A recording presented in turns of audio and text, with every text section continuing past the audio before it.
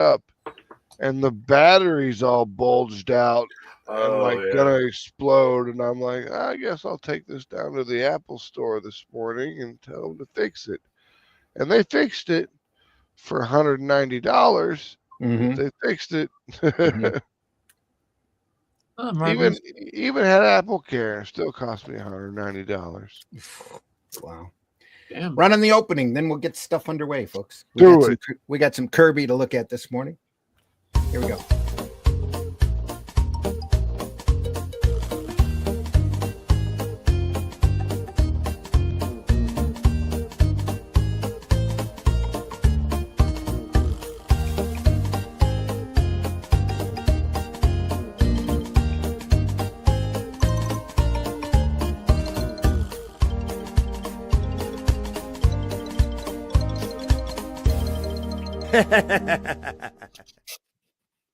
And to show everybody we're not monetized, we'll say good morning. Hello, motherfucker. Yeah, good morning. Well, I mean, you can get demonetized just for half the covers you were showing. I saw some erotica. There was cherry in there. I mean, everything was covered. It was all good. I checked it. Yeah, everything's fine. It's all good. We're not gonna get in trouble for that, Zap Comics. No. Maybe if we turned it inside, but anyway. Come on in, folks. I'm your host, Randy Zimmerman. Arrow Comics, The Atlantean is my latest project with artwork by Russ Leach. I'm writing it. The Adventures of Cull and Brule from the great short story, The Shadow Kingdom, which Russ and I adapted almost a year ago. And very happy with the progress on it. Book 3 is well underway and will be offered probably the middle of July. I think July 18th or 16th is the date for that over at fundmycomic.com. So make sure you look for that. That's The Atlantean Book 3 over at fundmycomic.com. Other than that, Arrow, go ahead. Is it still Arrow Comics version 4? Or have we moved to version 5 yet? I mean, oh no, we just dropped the 4. We're just Arrow Comics now. Oh, okay. Yeah. I haven't been around in a minute. We might run an occasional notice that we're calling 3G, that stands for what's that? Girls, Guns, and Gore. Yeah. Yeah, that's more of an adult line. But other than that, we're still Arrow Comics. And Mitch is gone. Mitch left us. He's had enough. He's having a rough time with talking bad about the flat earthers. I'm out. He's having a rough time with the internets this morning.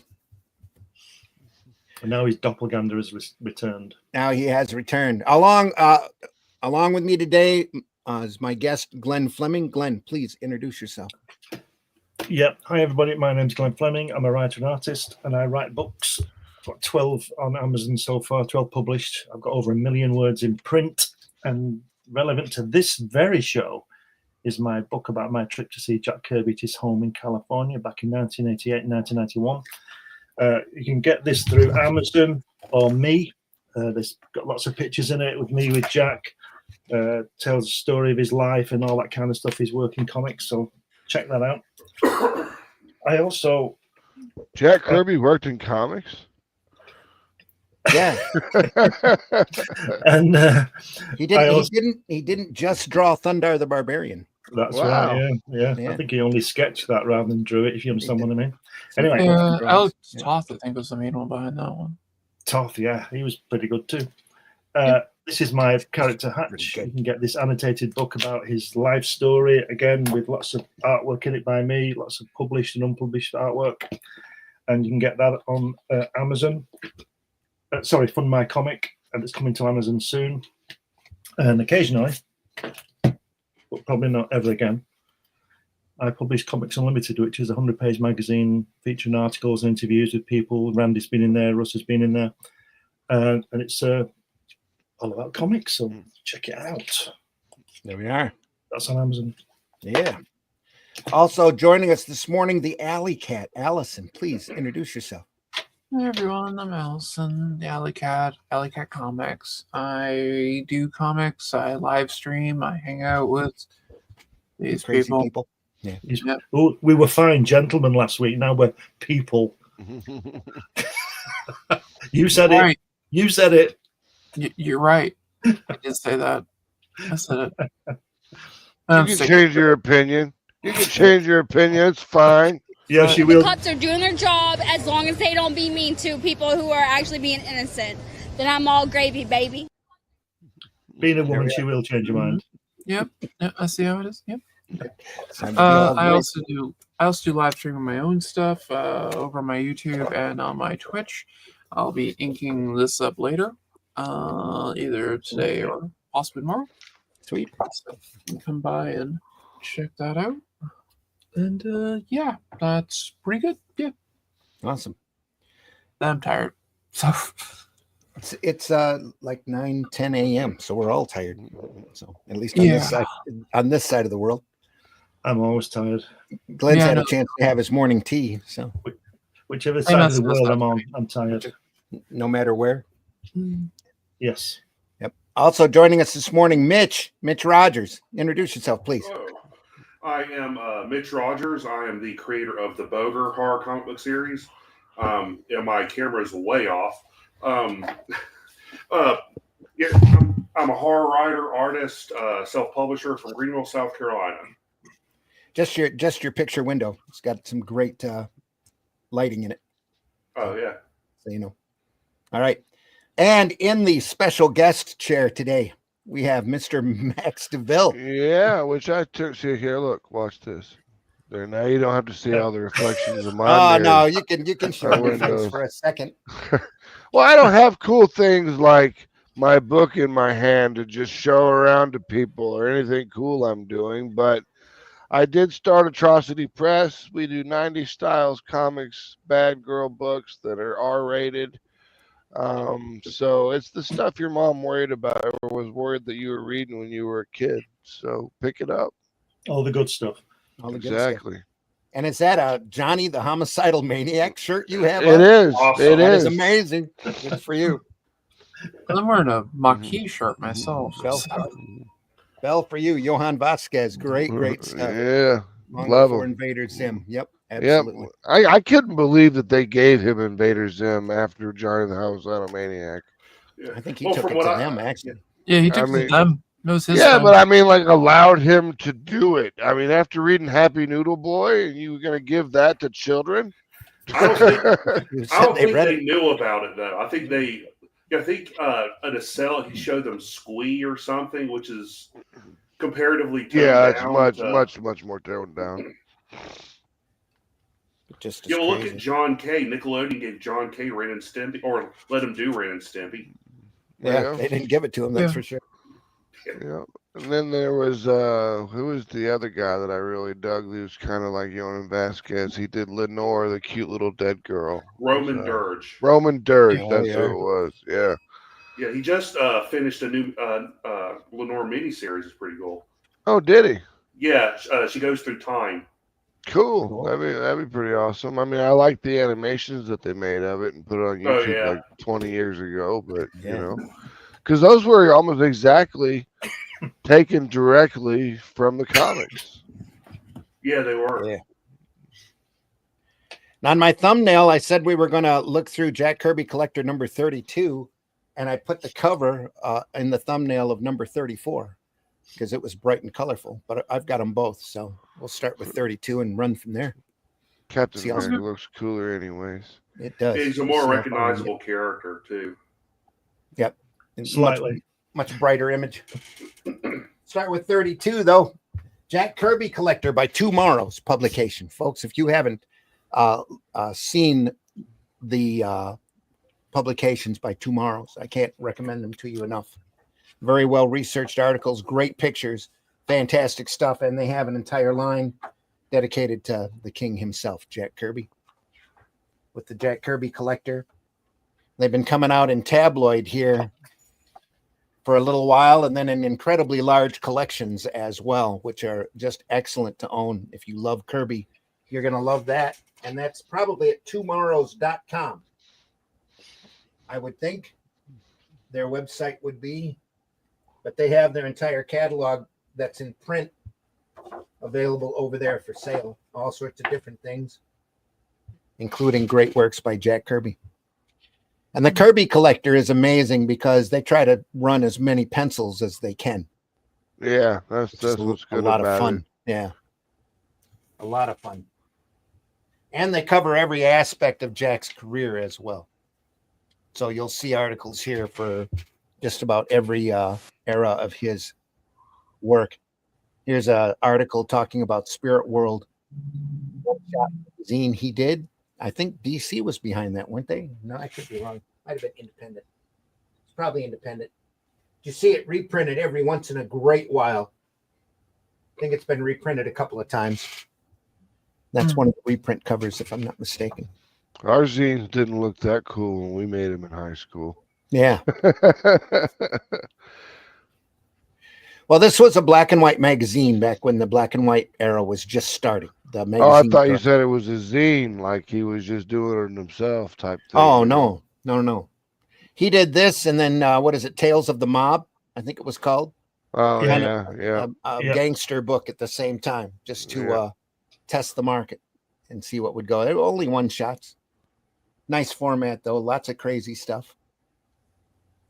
Including that dialogue there. Sugar, if you stop playing bongo drums on my ears and wiggling shaky, you might enjoy this. Who talks like that? Who's when a girl is grabbed by her boyfriend, who says, "You coarse, boorish, egotistical nut"? You say, "Get off." I don't know. Depends on what kind of girls Jack Kirby hung out with. I don't know. I think he hung out with a gorgeous one. Anyway. Sundance of Mars. That's who was on the cover. Great pencil sketch. Very large there. Yeah. And these books are treasury size. So we've been going through Avengers Treasury over on Comics by Night. This is how it looks compared to a regular comic. We should also point out at this point that the reason we have so many images of the pencil work is because it was either, I think it was 1969, 1970, Jack's son Neil got a job at Rank Xerox, who were just producing the first copy machines. Yeah, copying machines. And so he obviously took his dad's artwork to work and got the copies. That's why there aren't many from the earlier stuff, because they weren't copying them. Well, that's still pretty. That's still pretty tight on the DPI. I mean, whatever Xerox was doing back in the 60s must have been pretty good. Yeah. Oh, yeah. Because when I was a kid, we just had the runoff machine in the office where you had to like spin the little wheel and the thing would spit out the paper. Yeah. We had a thing called a mimeograph or something. A what? Was that called a mimeograph? Or yes, mimeograph machine. Yep, you're right. You were saying, Glenn? We had a machine, didn't copy, but it printed. It's called a Gestetner, and it used to work on film. And it was a really crude printing machine, but I used it a lot at school. So I produced the school magazine, so I had to learn how to do that as well, which was fantastic. So did Lemmy Kilmister. Did he? Yep. He was the editor of the school magazine. There you go. Okay. That's it. Look at that. Wow. Jack Fax, Mark Evanier. Or Evanier. Great Doomsday. Not Doomsday. Dark Side. Dark Side. Good God, I'm brain farting again. Guardian. One more cup of coffee, Mitch. Yeah, I do. Need one. It's just fantastic, isn't it? Waiting for Walmart to deliver my sodas. They're supposed to be here sometime soon. That way I can wake up. Look at that. Wow. Walmart delivers to your door? Yeah, right to your door here. Cool. I mean, it's pretty cool. I mean, everything delivers to your door here. So. Well, no wonder you said you hardly leave the house. Exactly. I don't have to. Now, Glenn, you might answer this question for me. All the pencils of Jack Kirby's I've seen have been very tight and detailed. Did he fully flesh out his pencils before they were inked? Not initially at the beginning of the Marvel Age. He was doing layouts. Okay. But generally, the ones I've seen, it would be like that Death Black Racer guy there, fully detailed. Not a lot left for the inker to do, really. But in the 60s, when Sinnott was doing it, because Sinnott's more of an embellisher than an inker, he would add a lot to it. And Jack would be doing so many books and covers, as we know. He didn't have time to do pencils like that. But obviously later, that's what he was doing. 5 pages a day. You got no time. That's right. Yeah. And he was doing everything, wasn't he? He was doing what? He was drawing FF, Thor, and Captain America. So that's about 50 pages. Yeah. And he was doing layouts on X-Men, Avengers, covers. He's probably I bet he was doing 70 or 80 pages a month. Mm-hmm. Yeah, So, that sounds right. 2 pages a day. Probably closer to 4 or 5. I think it would be. I don't know. I think it depends. I think initially in the early 60s, when they were putting all these books out or trying to get all these ideas out, I think he was just working 56-hour days, But I think later, when they started to give out, like people, Gene Colan would come in, do the Avengers, and not the Avengers. He did Daredevil. Yeah, Daredevil. Jack's workload decreased when Lightened they got up a lot. these artists in, these other artists. Get these competent guys in there like Ramita and. Oh yeah, he got the best in, didn't he? Stan Lee. Classic period. That was one of the best things Jack Kirby was good at, was picking artists. That was Stan Lee. Oh well, he picked the artist. I thought Kirby was the one that had the say on who got to do the characters he designed. No, not that I'm aware of.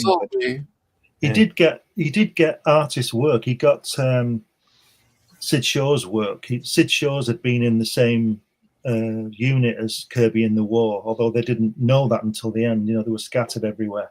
He didn't know he was in the Patton's Third Army. And then later in the 60s, when Sid was finding difficulty getting some work, Kirby told Stan Lee to give him some work, and he put him on Captain America, inking Captain America for a while. Hire this chump. Save my life. I wonder what happened to Barda's face there. Well, it so happens there's a note here on the side that said Jack's attachment to Big Barda is evident in this pencil photocopy from Mr. Miracle number 5 from November of 1971, when Mike Royer tried to pretty up her face in the inking. Kirby went back to his pencil copies and cut out the original faces so they could be re-inked and restored before publication. The way he drew them. The way he drew. Yeah. That's why there's a square right there. I said this way, bitches. Mike, what are you doing? Yeah. That's like putting that piece of paper, whatever it is, over that face is like when you put why I don't put X's for blacks. Oh, that's a piece he cut out. He took an X-Acto blade and cut that face out and sent it Yeah, to Mike. Ink this, put it back in. Yeah, and he didn't do that on the majority of his stuff, but that's what the Tomorrows here said. He was particular about Barda. She had to look a certain way. And the thing is that Jack was editor on this book as well. He wasn't editor on the FF and things like that, so he wouldn't get a chance to do anything like that. Yeah. But DC went over his head by replacing his Superman faces and Jimmy Olsen. Yeah. That's a Frankenstein conglomerate there. So when it came to the established characters, Jack wasn't the editor, because obviously he would draw him differently. I don't think they did that when he drew the Superpowers miniseries. No, Greg Theakston was enough of an artist to go through and make sure everything looked as good as possible. Greg's not with us anymore, is he? No, he's not. He's good. I like Greg Theakston. He's good. He's out of Detroit. He was very, shall we say, aloof. Yeah, and a lot of times at the shows, but then I watched him sit down with a potential artist and go through his portfolio. It was one of the best art lessons I think I've ever witnessed. I think he's what some people would call opinionated, but I'm talking about his work. I don't care what he was like at home. His work was good. Yeah. He did Pure Imagine publishing for decades and printed all sorts of fantastic stuff. Yeah. Some of it a little shaky on the printing end, but it's still great material. Behind the Planet of the Apes. Wow. Damn dirty apes. Yeah. You blew it up. You can tell, I think, on these later things that Jack's artwork is going on the decline, and you'll see. I don't know whether it's in this issue or not, but you'll see that on the Prisoner. The proportions and things were. I know he drew crazy proportions all the time, but that Prisoner stuff is horrible in my opinion. Well, my appreciation for Jack really grew when I started looking at his dynamics and realized he was really working off of basic shapes: circle, circle, square, square, square. Just amazing stuff when you look at it.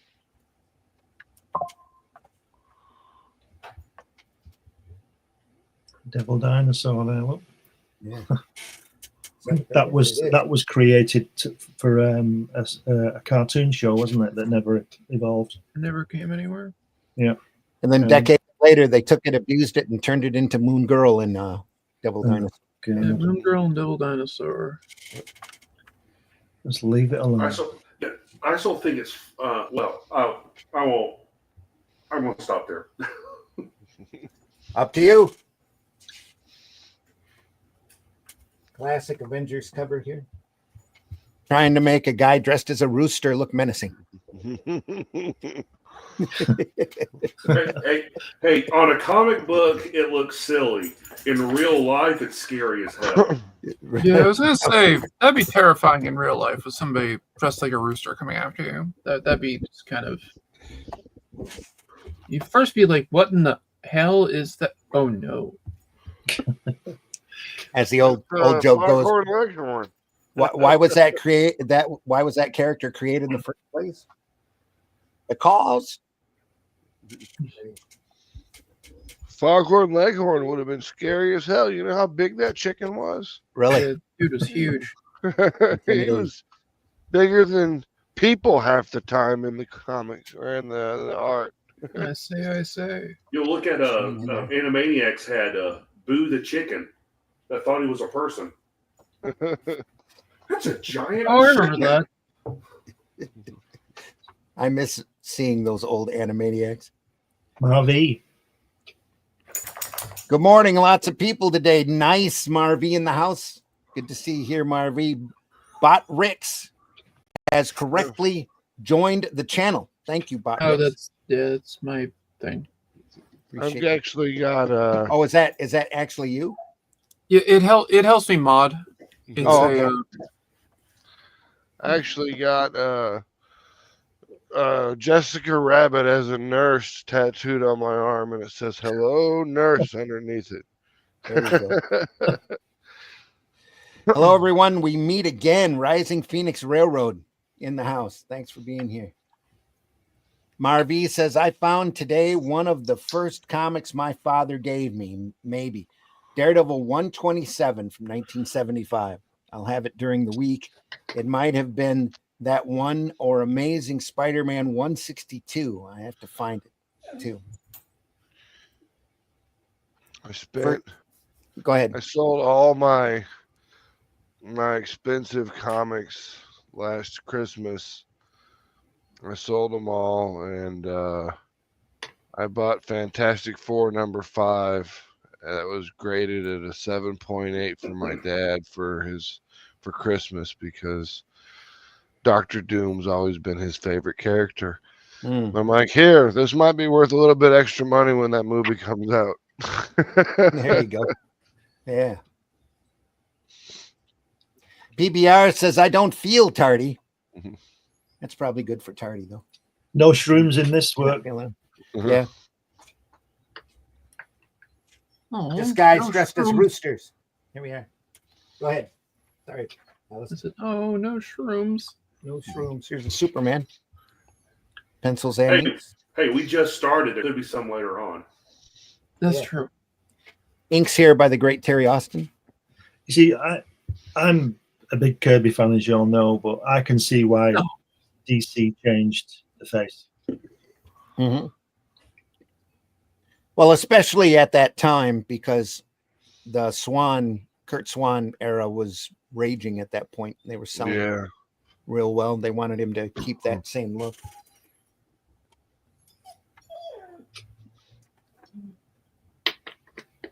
Black Panther pencil page here. Never had any appreciation for Kirby during the 70s. It took me a couple years to really admire this stuff. I like the way the thing on the pencils reveals to me. I love the way you can see Jack's lettering on it, and Mike Roy would literally just letter over the top of it, and the way there's nothing left to chance, is there? It's all there. Yep. EBR says, "Oh, thank goodness I couldn't take that much whiskey this morning." There we are. Hope you're doing well, PBR. You're having a good weekend. There's a checklist in the middle of this issue that's sideways.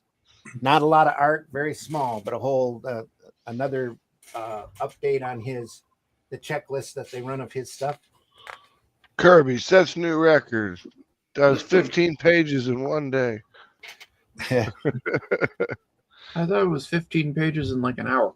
Yeah, then we find out he wasn't feeling well that day. Yeah, he had 104 temperature.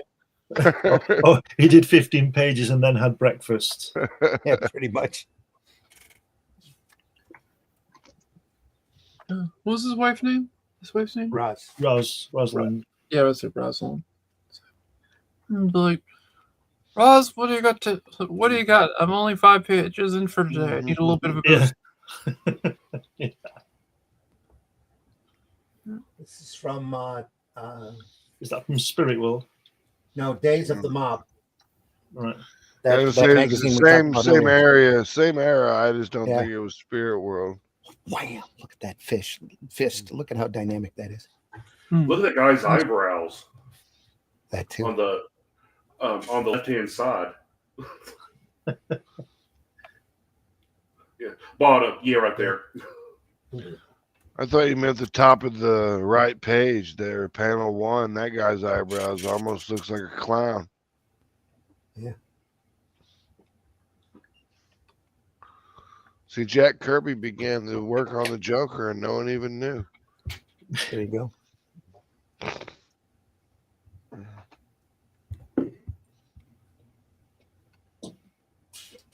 dear. But we all know that the Joker came from the man who smiles or whatever. So Man who laughs. yeah, Man who laughs. Yeah. Are these from the Days of the Mob 2 that was never published? Maybe. Let me check that page that you showed first, the double page, I've seen that somewhere, but the next one you flipped over, I had not seen any of those panels ever. That's what it says. These are from Days of the Mob 2. Yeah. Like I'm like that girl, the Marilyn Monroe looking girl there. I've never seen her. Yeah.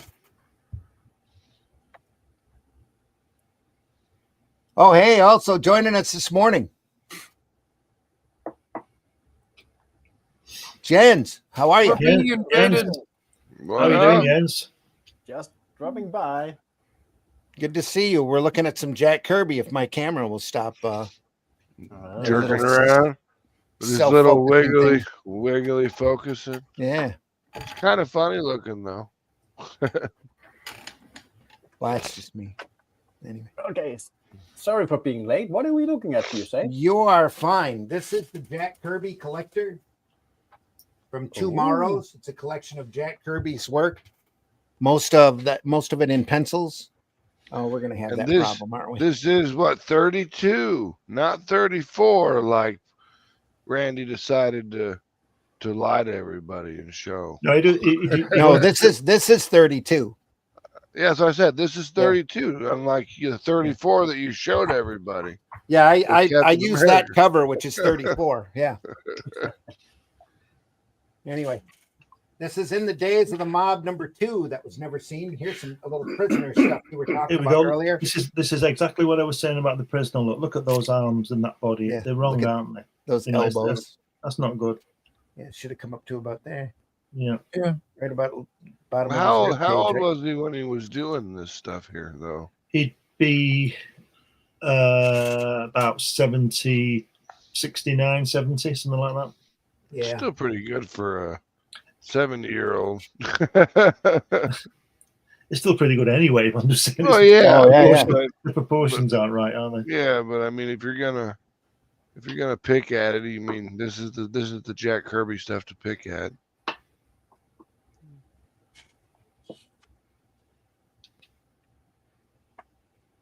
Yeah, because I got an argument about someone. They were like, "Do you think Jack Kirby's work would make it today?" And I was like, "Not if he was doing shit like The Prisoner." That's right. The train from divorce cases. Comics. You got a date on that? Is it the 40s? It's not saying. No, it's later. It's later than that. Isn't that the 50s? Is it stuff in the 50s? Probably at least the 50s, yeah. Yeah. I was like, that's Well, when the romance boom really took off. So Yeah. It's the style as well. It's different. Well, that and the detective stuff really kind of kicked off around that time. yep, and the horror. Well, they were trying anything because superheroes were dying at that point, and then the Comic Code Authority come in. You couldn't put that today, could you? Bottom left, it says, to Harry, Charlotte was frighteningly like Lola, plump and pretty. What's the Really? text in the bottom of the pages? That's just telling you what it is. Yeah, the little line here. Yeah. Yeah. So that's Yeah. not a special way to continue the story. No, it's just no. it's just describing what the artwork is in the story. Right. She looks good though. The old days has check. There's Donald Blake, Steve Rogers right there, Yeah. making a guest appearance. He didn't quite have he went through and went over exaggerated in places and trimmed it down.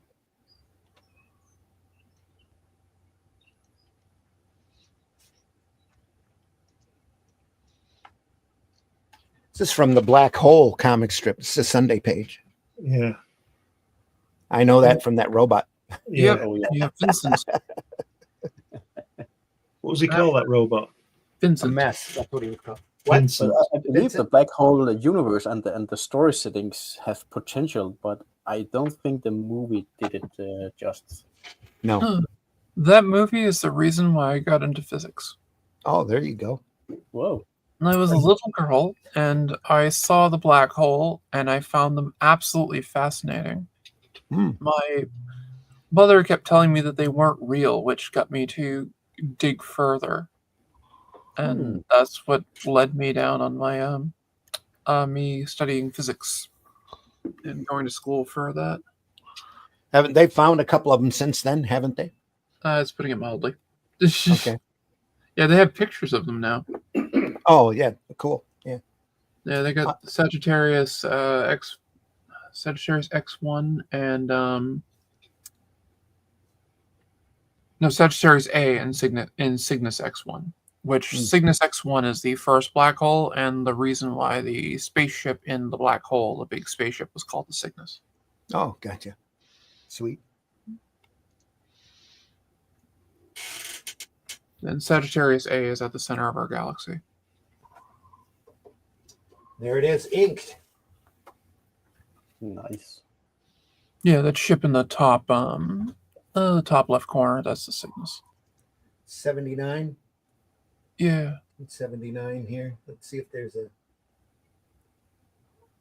King Features. I'm not seeing a artist credit here who inked this. It's probably Royer though, right? I think it is Roy. Yeah, I think he's lettered it and because look, Roy, at this time Roy was exclusive on it, wasn't he?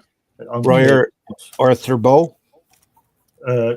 Yeah, but he didn't do as much as Royer. Okay.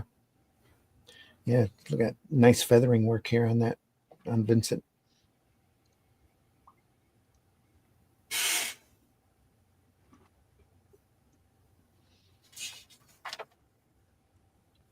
Yeah, so that movie is still definitely a guilty pleasure for me. Cool.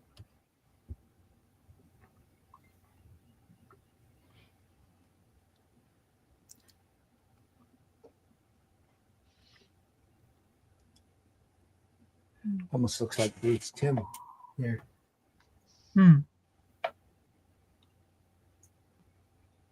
Is Kirby a genre? Kirby as a genre. Horace, the 1969 Image books. Doesn't look like Kirby, that does it? Not really. I was Very, looking at very that. much in his style, though. Yeah, I think the inker kind of went nuts with it. Went a little crazy on that. Yeah, there. kind of ruined it. Look at all that black. I mean, on the cape and everything. I mean, that's not necessary.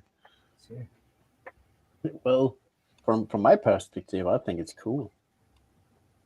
Didn't realize. Where do we find this guy? Alan Moore's Image. Image mini series 1963. Sorry. Reconstructed from the Lee Kirby Ditko canon in a Doom Patrol-ish. Almost better than the original. Way hard and indelibly influential on stuff. Yeah. I thought you just said that Alan Moore had written for Image, and I was like, I don't remember that at all. Yeah, he was involved in 1963. It was a set of books, like a half a dozen books that were very retro Silver Age that looked like could have come out of 1963. Mm-hmm. I know Steve Bissett and Don Simpson were also involved with that project. A lot of fun characters. Well, there's a lot of big names on there too. Yeah. It was a really big, well, that's why you've never seen it since or reprinted, is everybody kind of split ownership and nobody can agree with anybody anymore on getting it reprinted or used again. Because there were a couple of Horace, the Horace character was kind of the Thor version, only Egyptian. But they had a Spider-Man character that was really cool. It's not Sideways. I can't remember what it was. Something. I can see the cover. He was Sidewinder, maybe. Maybe he was. I know the one you're talking about. I'm trying to remember. Half blue, half red, and he had little tiny shields on his wrists. Yeah, that he used. That he could throw around. Yeah, it was that was a cool character. It was. I know Kirby's Image book, the cover of issue 1 of it, Todd McFarlane drew. Todd McFarlane inked it, I mean. Uh-huh. And he had he basically was like, I can't ink over these pencils. It's like I can't touch them. So he like did it on tracing paper over it. Yeah, vellum, probably, yeah. Yeah, he did, and he sent it back to Kirby and all that, and he's like, yeah, because he told Kirby, he's like, I can't ink your pencils, I just can't, I can't ruin them, and he did the inking, and Kirby actually liked his inking work and sent him the original page. Oh, there you go, sweet, classic, iconic cover. Oh, Commandi, yeah, that is a great cover.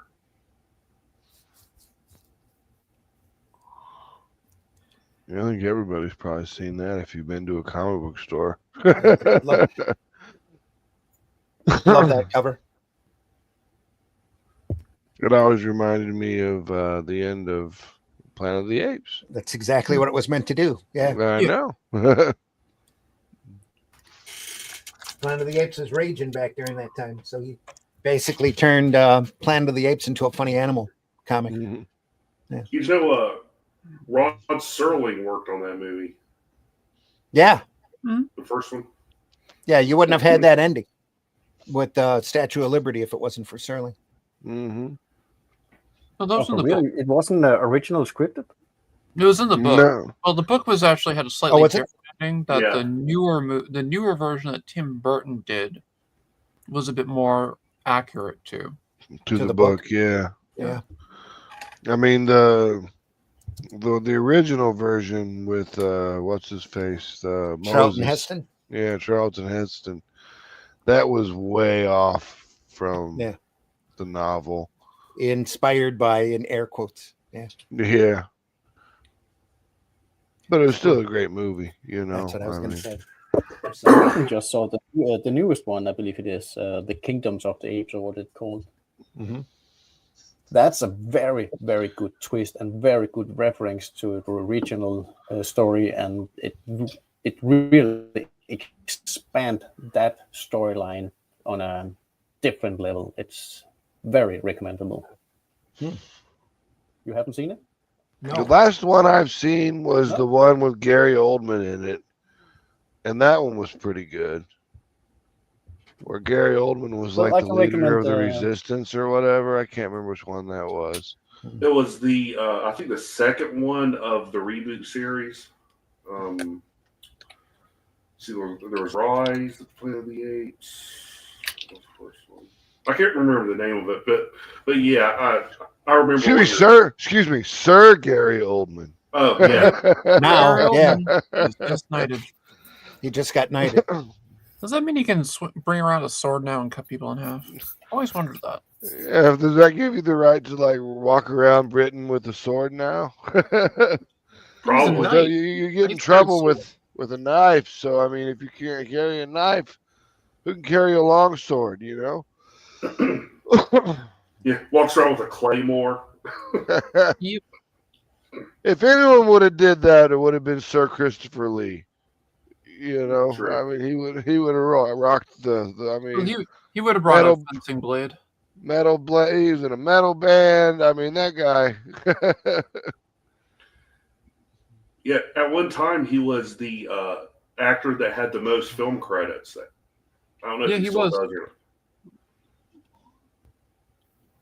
He had an amazing life. It's crazy. No, the most film credits has to go to what's his name? Peter Cushing? Oh, Real no. Most, Who's the guy who got shot in the face in Fargo? Steve Buscemi? Steve Buscemi. That guy's in every movie ever made. Nicolas Cage he's not a main character, but he's in there somewhere. Yeah. Nicolas Cage and Samuel L. Jackson have some of the most modern credits in movies. Yeah. Same thing with Eric Roberts. Yeah.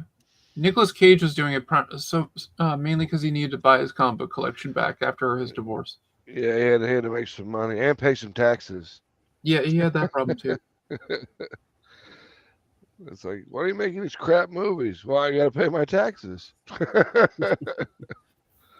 And yeah, there's a lot of actors that are like, yeah. Jackson basically said, "Well, it's like, why do you do this?" He goes, "I don't use cocaine."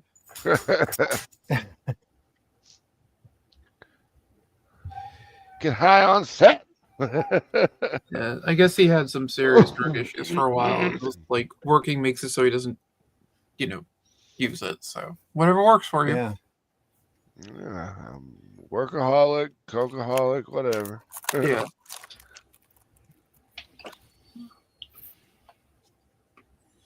Let me see here. I'm looking him up. Steve Buscemi has 188 film credits. Mm-hmm. Nicolas Cage. Might have been looking at the wrong one here. That's a mighty small list there. Go back a step. It's probably some second banana actor that very few people know his actual name. Yeah. That's why I said Steve Buscemi.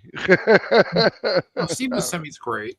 He is great, but I mean, he's never the main guy. He's always just like secondary. He was the main guy in Boardwalk Empire, but that was a show, though. Yeah, real good one too. Eric Roberts is the is the actor with the most screen credits.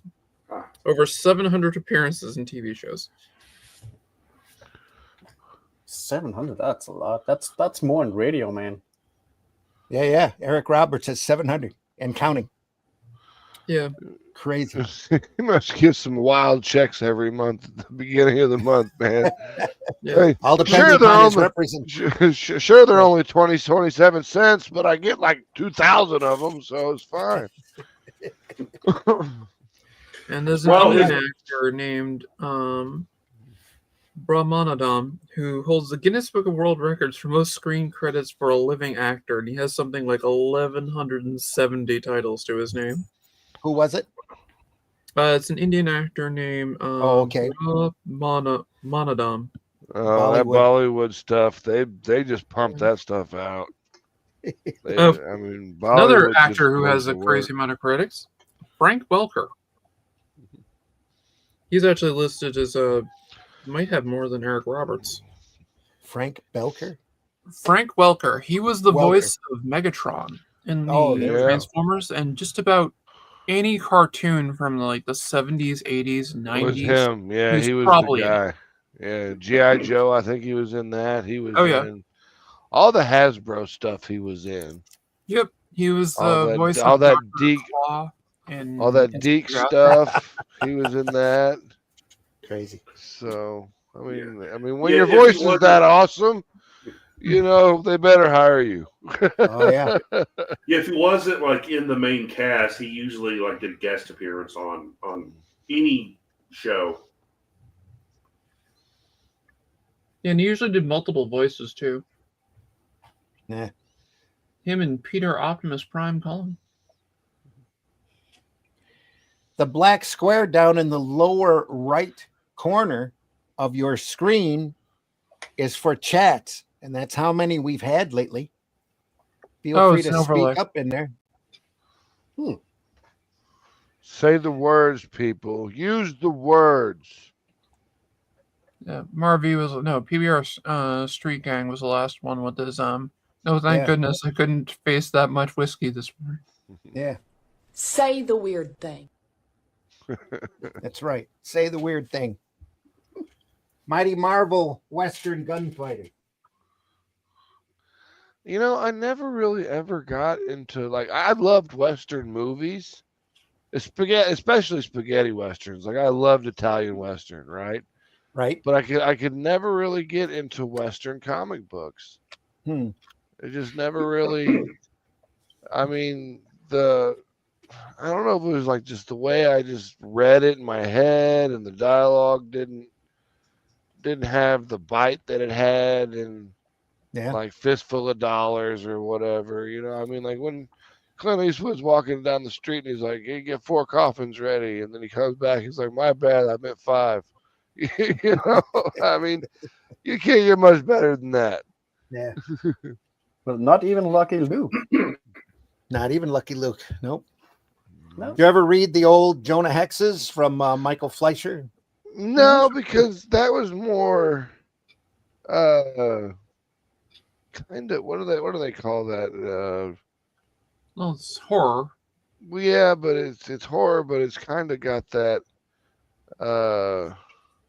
steampunky thing going to it. Oh, you haven't read them? Yeah, they're very much spaghetti. Pretty solid westerns. Spaghetti style westerns. Yeah, when I was a kid, I used to read them just for the body count. Yep, they were definitely violent. Oh man. When I was a kid, we used to count how many butt shots Ed Benes used to put in all his comic books. We had like a running tally. Who? Ed Benes. Okay. He drew Superman for a while. He was did a lot of stuff for DC, but he always loved to do butt shots, and we would just count them as we were like reading the comics. Like, all right, this one had a 52 in it. Wyatt Earp. Dodge City. Rawhide Kid. Fun stuff. Yeah. I mean, it is funny though that we haven't really gone back to westerns in movies because usually movies will eventually reset to westerns. Well, they burnt them out so much in the 1960s that it's made it very difficult for westerns to come back, and I think that's what's going to happen with superhero films. Yeah, I'm I hope afraid you're so. probably right. Yeah. Well, they've Every now abused and then them you so get a really much. good western that they Yeah. make, like True Grit, fantastic. Yeah, that was good, but the last really good one was Tombstone. You know, Yeah. I mean, No, Unforgiven was incredible. Yeah, Unforgiven was good. Yeah, I started. I I started highly watching recommend Old Tombstone. Henry. Yeah, I started Old watching Henry. Tombstone a couple of weeks ago, and it seemed a little dated to me. My mother and I watched it the other day. We both enjoyed it. I hadn't watched it forever. She had never seen it, and she loves westerns, and yeah, she really liked it. But Old Henry, I highly recommend Old Henry. Mm-hmm. That is a great western. It's a very low budget film. It's primarily just shot in one area, and it's just great. Cool. A lot of movies nowadays. Oh, sorry. That's fine. Nowadays, there's a lot of like great movies that have like Western style elements to them. Yeah. More like Westerns that were merged with another genre, like Bone Tomahawk is really good. Well, the Bone Tomahawk was a great movie. Yes, Bone Tomahawk was good. But I mean, even Disney finally caught on with The Mandalorian. You know, I mean that was just a Western in space. Yeah, that was my point I was working at because that is true Western with a high level. Mm-hmm. Especially when the blue character comes strolling down the small village. Oh yeah, he was inspired by what's his name? The actor who played Angel Eyes and The Good, Bad, and the Ugly. Lee Van Cleef. Yeah, Lee Van Cleef. Yeah. Like another great Western style movie is came out recent. Well, I mean, the last like 20 years is No Country for Old Men. Yeah, that was a good one. Was that the one where the dude was shooting people in the head with the air gun? Yeah. Yeah, that was a good one. That fella coming out of the bar on that Wyatt Earp panel, such awesome perspective. Oh, sorry. The dude in the black looks really good. I think. I mean, that's the one I can see the best of there. The guy, the obviously the villain, because he's in the all black. But Wyatt Earp wore a black jacket. Yeah. Yeah, he did, but I mean, usually like they use black for the villain because it was easier to tell in black and white. That's true. This guy here hanging off the railing, pretty precarious. And it takes place in Dodge City. It's got the name on it right there. Yep. Well, that's where he worked before he up and quit.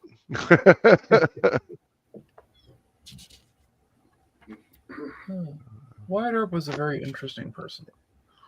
I read about Doc Holliday. Just looked him up one day because I decided let's take a look at this guy. Oh, Doc Holliday was a dirt bag. Oh yeah, I mean, like full on dirt bag. Like they called him Doc because he was a dentist, and I mean he was spent so much time in jail in Texas for gambling and fighting and shooting at people. Yeah. And well, his whole adult life he had tuberculosis.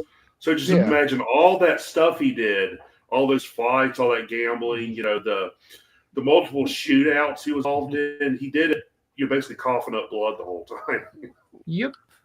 He started killing people when he was a kid. Like he went and shot some people at a lake or a river, or a creek or something, who were on his property. Killed like 4 people, shot 2 kids and 2 adults, and got away with it. Got away with it completely because his dad told him to go do it, and they were on their property. So, I mean, it was a different law system back then, Matt Black in the house. Afternoon, Matt Black. What up? Well. You.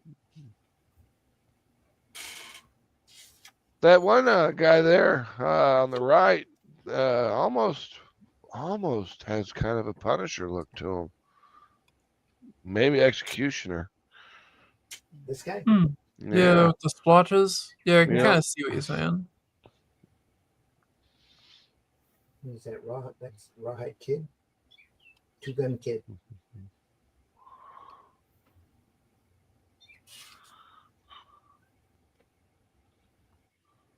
Moose Morgan. I have read a couple of those because my dad had some in his collection of comic books that I found when I was a kid. I don't know where the hell he got those old ones, but I mean, most of his stuff was all Warren stuff like Vampirella and Creepy. So that's what got me started in comics. Oh, the classics. Yeah. That's a Stan Lee story? I did not know he did westerns. Oh, Stan wrote everything for a long time. He don't care what he was writing as long as he was getting paid. All right, whatever you want. Just give me money. He's famous as saying that his wife wanted a coat, mink coat, or a car or something. He says, "Yeah, I'll just write 2 more issues of something and get that for you." It's like the old I won't say it because it's pretty vulgar, but the old Harlan Williams quote, "F you pay me." Oh, Harlan Ellison? Oh yeah, Harlan Ellison. Yeah, Ellison.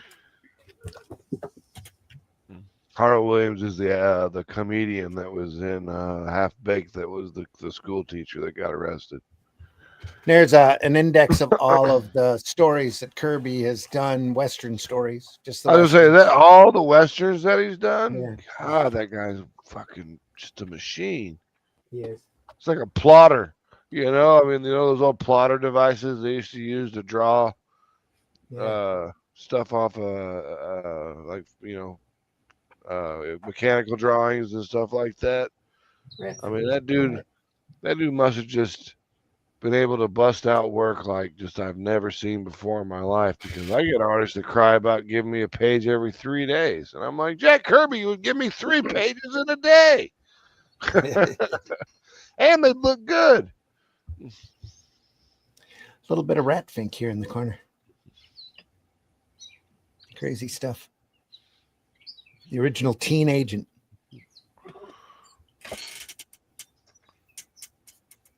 That's him there. Never read Teen Agent. No. Big Daddy of Death. Doomsday That must Baby. be some. We got some World War II style comics, because I know those were real big when they did the World War II stuff. In the Korean War, comics were huge because all the soldiers would just order them, and that was their entertainment, you know? Yeah. It's one of the reasons I just found out a couple months ago. It was one of the reasons why DC bought the Quality line. It wasn't for the superheroes. It was mainly for Black Hawk and GI Combat, because both of those titles were selling incredibly well. They just continued. Bought a whole company for 2 books. Yeah. Well, they ended up getting a pantheon of superheroes. Uncle Sam, out of it. But I mean, what are they going to? They're thinking the whole time, what are we going to do with this crap? Like, I don't know. Let's print the stuff that sells. That's it exactly. And then they tried Plastic Man and couldn't match the quality of the old Plastic Man. Get those pencil works. Is that in the days of the Mob again? It looks like the Mob books because the way that girl's hair and the third panel on the right. Divorce Cases, where this is from. Oh, okay. That dynamics. Look at that. That's sweet. Yeah. Good dive. You look fine. Ankles look a little odd, but other than that, she's good to go. Yeah. That's not hard to, or that's not easy to do, is to draw urbane pictures and have them dynamic. So even with references, it's still difficult.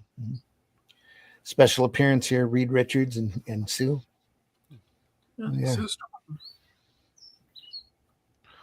Yeah, that's the one I was talking about that I said looked more like the Mob days. Yeah. Art. It's nice. That's a nice page in general. Did Kirby cross a lot of his characters over like that and do cameos? Oh no, it's just the style that he drew them in. They looked alike. Steve Rogers always looked like Donald Blake, and yeah, Johnny Storm just looked like a younger Steve Rogers. It's the way he drew. Not as bad as Mike Grell. Mike Grell used to draw the exact same face and just put different facial hair on it. Yeah.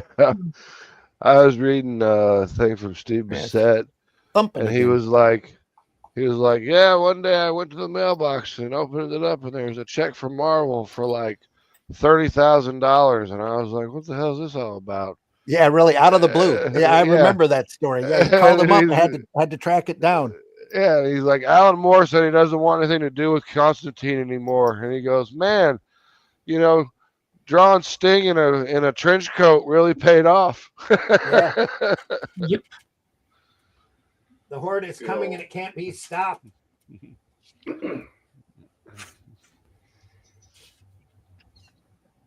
Did Kirby do any zombie stuff? Kirby and the Horde. I don't remember him doing any zombie stuff. Do you, Glenn? Glenn? Here we go. No, I don't remember anything like that. I think the closest to horror.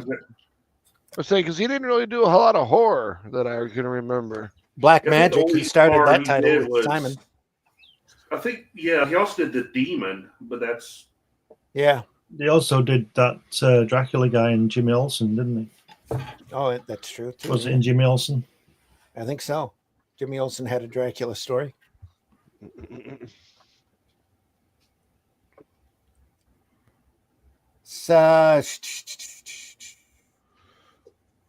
when I was a kid, sci-fi and horror were really my jam. But as I said, I was reading Warren books.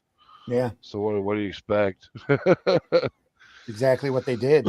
Yeah, I heard Wyatt Earp and Doc Holliday. I thought Val Kilmer portrayed Doc really well in Tombstone. Yeah, it was a good part. He did. Really good.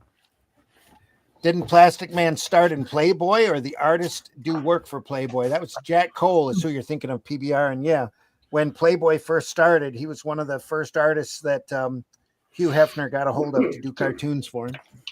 So he did cartoons for him for quite a few years. Playboy started in Chicago. Yeah. Comic Scene? No, this is Jack Kirby Collector. Not many people know that. They all think it started in L.A. or New York. And I think the Chicago Bunny Club was the last one to close, wasn't it? Pretty sure. Yeah, it was either that one or the one in Lake Geneva. Okay. Because there was a Playboy Club in Lake Geneva, and I think it stayed open the longest. Because that was where all the rich people in Chicago vacation is Lake Geneva. Mm-hmm. So they all went down there to go to the Playboy Club. And just like those old Warren magazines, the back pages of the Tomorrow's books, that's their catalog available. Stuff that they have for sale. Oh, that's cool. That's old school there.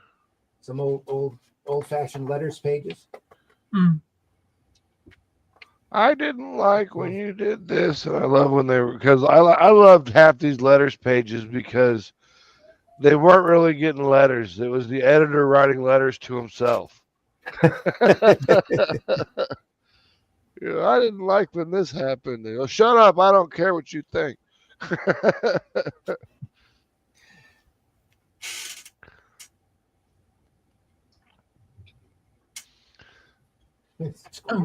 I think my favorite letters column, aside from Poison Elves, when Drew Hayes, his name of his letter column was Death Threats.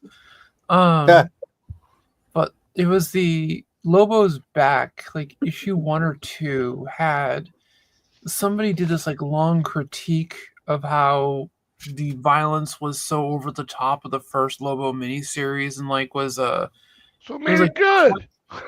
It was crazy long, and the ending was, I'm sorry we can't address your comments at this moment. Have you tried the Lobo Paramilitary Christmas special? I always liked the ones in Punisher War Journal. because they'd always get real angry about how the Punisher was killing people, like that one where he stabbed that dude in the eyes with chopsticks or whatever. And that was a cool book. And then the next month there was a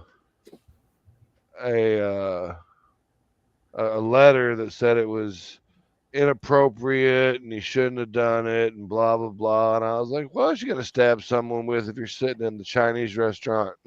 You ain't got a pencil with you. That was Jack Kirby Collector number 32. Now here's 34, and you should see, I just noticed the back cover. It's a boys' ranch. Take a look at this. And if I cover this up, guess who the inker was? I have a guess. It's oh shit. Oh, the name that. Any ideas, Glenn? No idea. It looks scratchy enough to be Coletta, though, doesn't it? It does. Ross Kirby. Nope. Alex Toth. Was Alex Toth did that? Damn. Well, it doesn't look like Toth's work very much at all, really. I mean, kind of, but I mean, like usually he used a lot more cross hatching and stuff, from what I can remember. He probably didn't want to play with his pencil work because it was Kirby. That's true too. That's attributed to Toth. Here we go. That great Captain America cover. That was a good one. Fist is good. I'm too early in the morning for me to remember the technical term for when something's bigger in front and smaller in the back. Foreshortening. Foreshortening. Yeah, the foreshortening on that fist is great.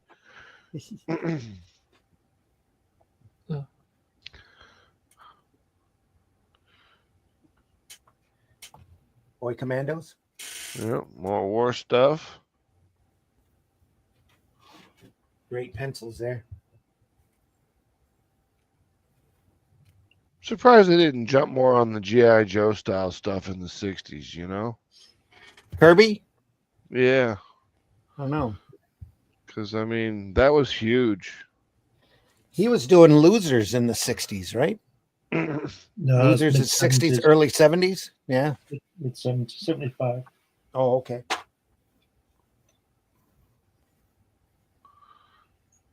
They might have just been tired of war. Yeah, that's true too. But I mean, G.I. Joe was just such a huge toy. I mean, everybody had one. I think there was one or two issues of that version of G.I. Joe. Somebody did. I can't remember who had that book. I'm pretty sure it was a comic, but it wasn't for very long. Yeah, I don't know who had the rights to it at the time. Wahoo, let's roll.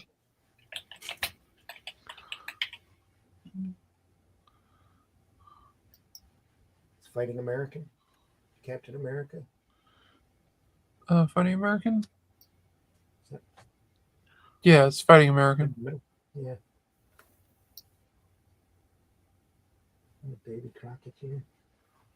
Yeah, didn't Captain America used to have a whole team of American badasses that would go do stuff, and then they kind of just slowly dropped them off, and it just became Cap. No, the only team back then I remember is Invaders, and that didn't happen until the late 70s, I think. Okay. Sergeant Fury and his Howling Commandos? He was a part of All Winners Squad, but they only did 2 stories of that, 2 or 3 stories. They had Wizard and Miss America in it. He was pretty much solo, except for Bucky. There we are. Look at those pencils. That's good stuff. 78. Doesn't need inking, does it? No. I would pay for that if an artist wanted me to do that for a cover or for a splash page. I'd pay for that. I prefer the pencils. I do too. Yeah, once the colors get jumped in, it might be better now with digital colors, but the colors on that picture they're just too thick. Must be the correspondence with Toth here. That's how he always did his letters. And whenever he wrote a letter to somebody, he drew it all out by hand. Toth would. Keep his lettering skills on par. Now, he was a Luddite, and he just didn't like using a typewriter at all. Pulls out his Ames lettering guide and goes to town. Yep. More Jack facts from Daredevil.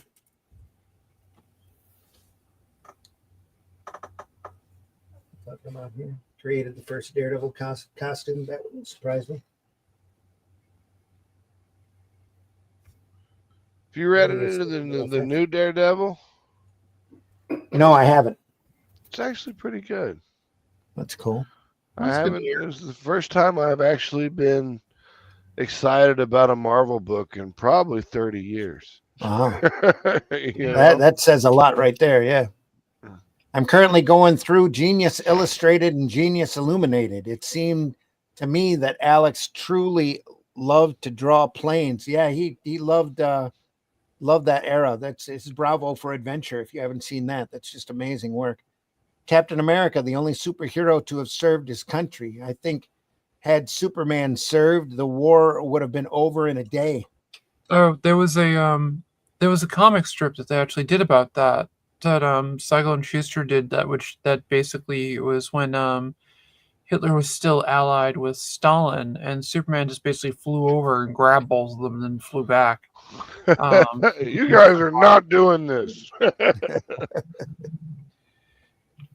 I remember watching the old Justice League cartoon with me and my brother, and we were really young. I mean, I think I was 7 or 8, and he was like 3 or 4.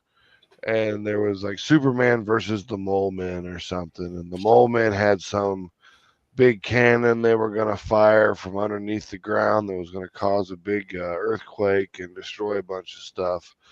And Superman just jumps up in the air, flies into the ground, punches his way through the ground, goes directly to where the Mole Men are, had no clue, just shows up, lands on their cannon. It's burning, it's exploded, it's smoking, and the line that comes out of Superman's mouth is, "No more death and destruction."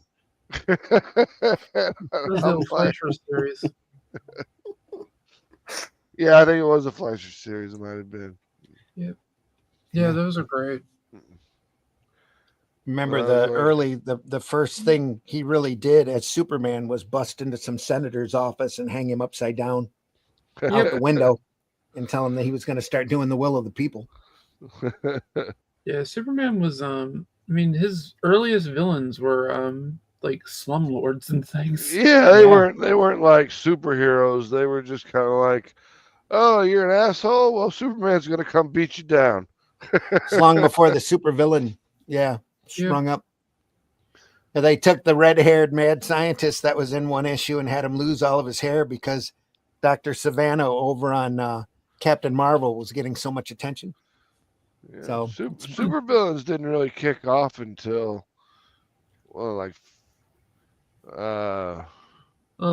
Captain Marvel had a regular revolving cast of villains, mostly the Savannah family that would pop in and out. But I was thinking, Batman did too. In the first year of detective stories, he had Hugo Strange, Dr. Death. Yeah, and a lot of that was because of Dick Tracy. Yeah, very true. Yeah. Dick Tracy was, but they weren't really supervillains in Dick Tracy. They were just bad guys who looked gross. Yeah, well, they're Captain America had Red Skull running through it almost constantly. Yeah, he was a major German villain. And outside of comics, you had like the Shadow had a few recurring villains, and I think the Spider did too, if I'm not mistaken. I could be wrong. I don't. Who knows what will happen next? The Shadow knows. The Shadow had that whole thing of he killed his villains a lot of the times. Yeah. So did the Spider. Yeah. Yeah, the Spider killed a lot. That was the pulp magazines of the day, though. Nobody got out alive unless they were the hero. Yeah. Well, I recently saw one of the. Killed him. Yeah. Yeah. Batman did kill them initially.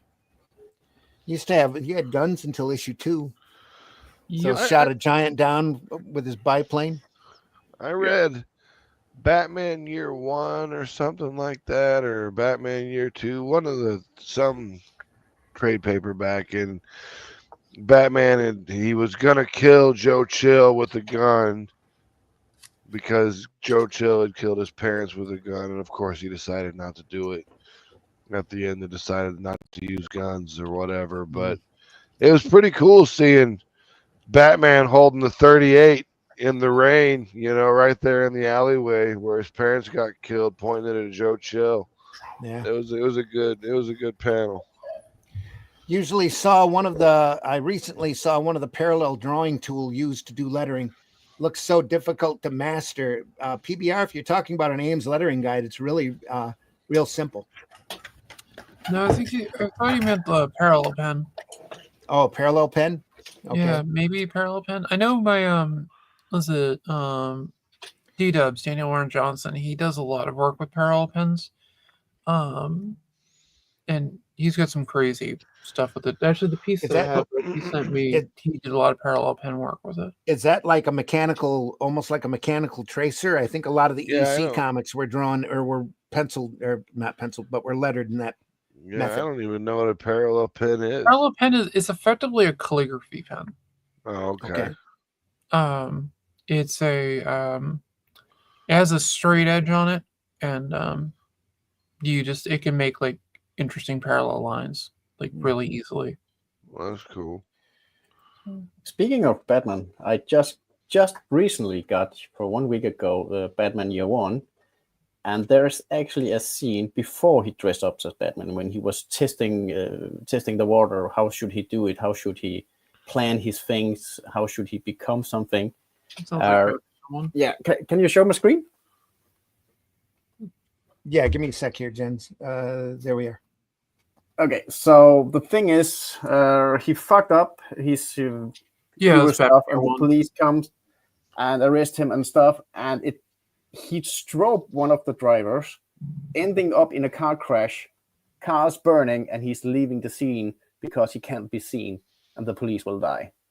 Is that the one with the Phantom in it?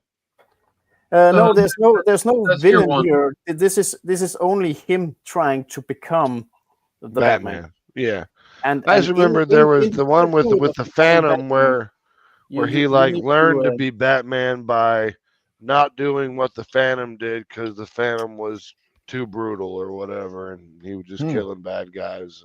Yeah, that was Batman Year 2, I believe. Okay, because that's what they used for Mask of the Phantasm. They used the Phantom idea, and they turned it a bit on its head. I think Mask of the Phantasm was a better way of doing it, personally. Thing versus Silver Surfer.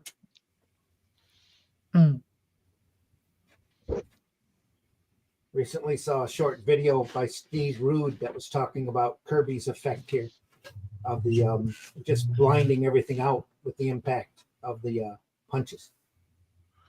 That is cool. Kirby had a lot of really good ideas. I mean, obviously the Kirby crackle, and then his punches were always when he wanted someone to be really getting punched, he just kind of erased everything into a splotch and just gave it a nice crack look. It looked great. I mean, he was not just a good artist, he was a visionary when it came to visual storytelling. Well, pretty much superhero dynamics came out of Kirby. Yeah. Matt Black says, I think if there were a real Superman, he would probably behave like the guy from The Boys. Homelander. Who knows what horror is in the hearts of men? The Shadow knows. Who knows what evil lurks in the hearts of men? Hello, Pizza 33. Glad you're here, buddy. Thanks for joining us. I love when you analyze the panels. Thanks. It's part of what we love doing here. It's part of the fun. Part of the fun. That thing looked pretty good, though, down there in the corner there. Oh, yeah. No thing better than a Kirby and Sinnoh. right? Would you say that was sent out ink in this? I'm pretty sure it is. Definitely. Looks like it, but I mean, I'm not going to say that it is because I can't see it that well. My eyes aren't that good. Glenn? But I'm not positive, but it looks like it is. I would put my house on it. Okay. I will go with Glenn. He is the master of Kirby's. Yeah, he would Not know. really. Yeah. I only know what I know. It's fantastic brushwork. And what you know is a lot. Great. Which is everything. It's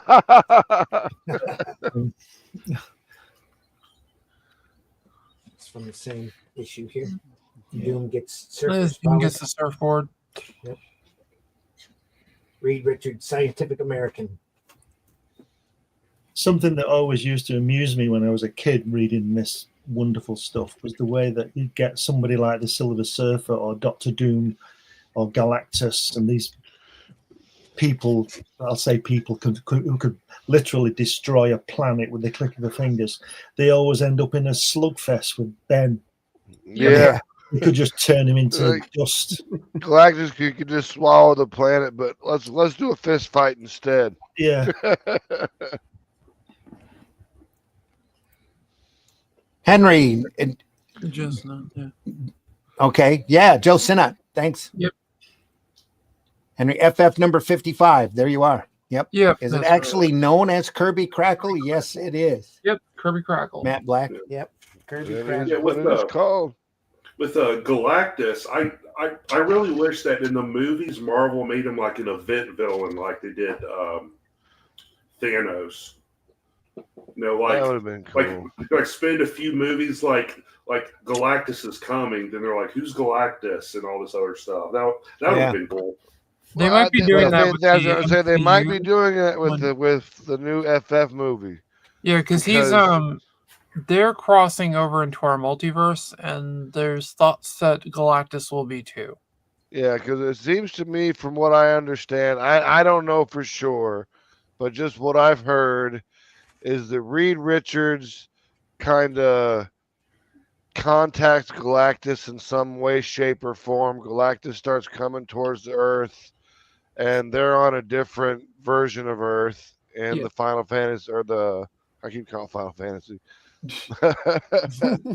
the FF movie, and then they will eventually teleport to 616 and whatever the hell the movie verse is. It's the right area code. Yeah. And the what was it that because originally with this phase of Marvel, there was supposed to be two major villains. There was going to be Kang, and there was going to be a cosmic entity, as they called it. And like everybody thought it was Galactus. So like the movies that took place more on the cosmic side of things would be dealing with the coming of Galactus, so to speak, and then you had Kang rising on Earth. Yeah, Galactus had like what, 15 different heralds? I mean, how many times do you need someone to tell you that you're coming? 8 or 9, I think. Yeah, at least one for every element. Yeah, King Marvel isn't even like they're not even acknowledging he exists anymore. No, I haven't seen him even in the MCU at all, and I mean they've even put, Howard the Duck in an MCU movie. Well, Kang was in a couple of them, but yeah, they excised it because of the actor's legal issues. Which I believe he was exonerated on. Yes, he was. They didn't have enough evidence to actually convict him with anything. No, maybe that was it. Yeah. But you still got that behavioral clause in your contract. Yep. Well, just about every business has that. When I worked for Verizon, they had shit like that. I know. Well, that's what I'm saying. You still got that behavioral clause in your contract. It's in every one of them. Yeah. They call it the Code of Business Conduct. Another Western Bullseye, number 4. I could have bought that page for $100 off Kirby. Oh my God, that would have been awesome.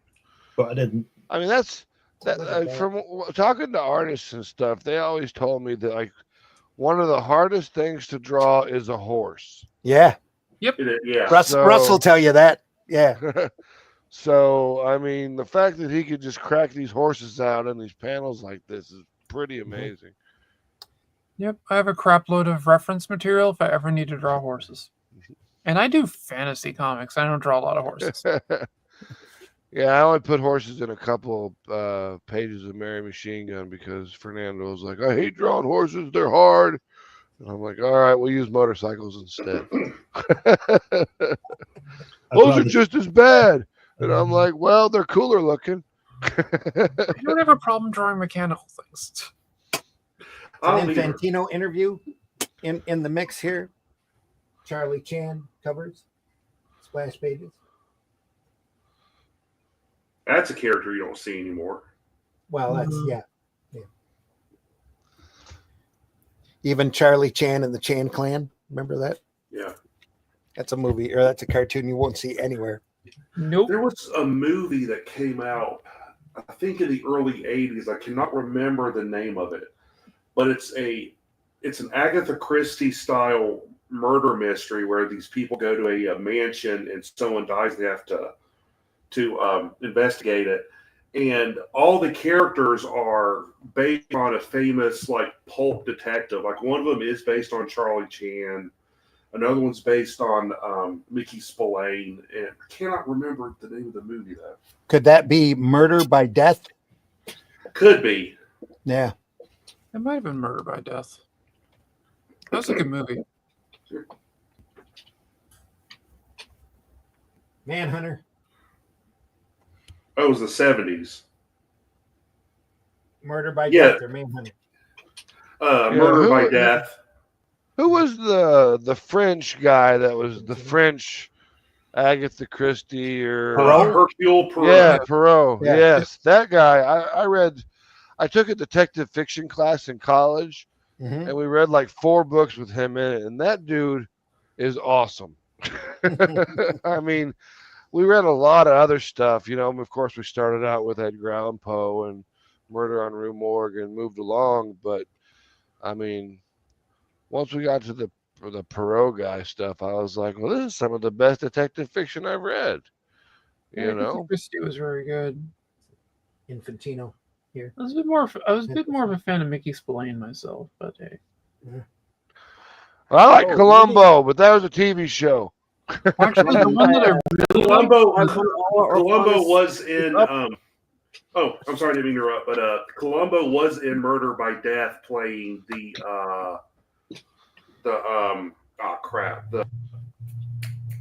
Sam Spade character. Peter Falk was doing it. He was actually in it. Wow. Glass eye and all. Was he smoking? I can't remember. It's been forever since I've seen that movie. But yeah, I like remember Peter Sellers and reading about Columbo and like headline. It was so they had no money, so they were like so poor that he used his own clothes and like the cigarettes or the cigars he was smoking, those were his, and you know he had a glass eye, so it was always weird looking on camera and everything. So they always had to shoot him from a certain angle and everything like that. It's pretty interesting stuff to read about all those old TV shows. Part of the charm of the show, though. Yeah. I love that picture of Captain America. I need to leave now. My 1 hour of fun is over. All right, Jens. All right, Jens. It's nice seeing you. Jens, on your way out, tell folks how they can find you. JensReachout.com. Just got the domain. There you go. There Thanks we for go. stopping by, Jens. Always happy to have you. It's always a pleasure to hang out and get myself educated on where we come from to where we are going. There you are. You take care. Have a good week.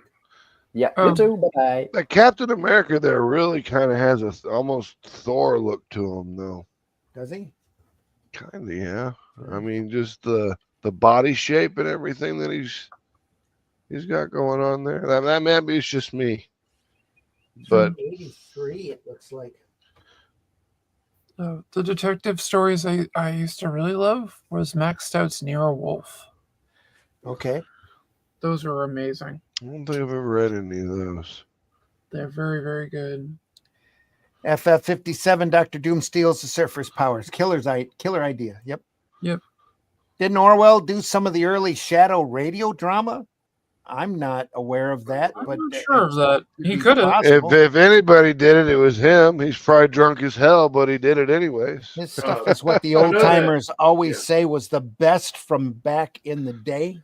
I know that Orson Welles worked on the radio show for a while. That might be where he's thinking Orwell. Orson Yeah. Welles was in the first couple Orson of years. Welles I know did. Yeah, he was actually the voice of the Shadow, I believe. For a time frame, he was.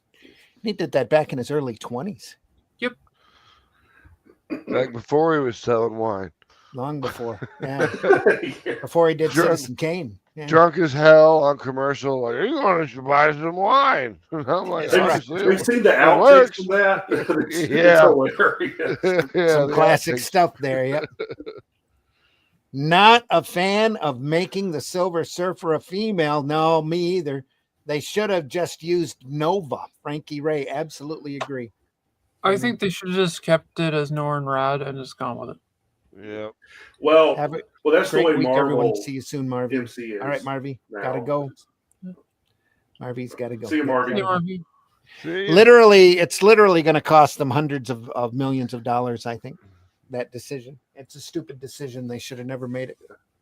Well, that's the big thing in Marvel right now, the MCU at least, is, hey, let's change every character as much as possible and then get mad when they don't like it. Yeah, it's a total disrespect to the fans. So. Even if they go, well, there's a what if out there with Silver Surfer as a woman. Yeah. Like, yeah, okay. One. Yeah, that's a what if, guy. Yeah, that's a what There's if. also a what if where Iron Man is a zombie. So Well, you I had bring someone back try Tony to. Stark. Yeah. Well, I had someone try to win an argument with me about was it Ironheart?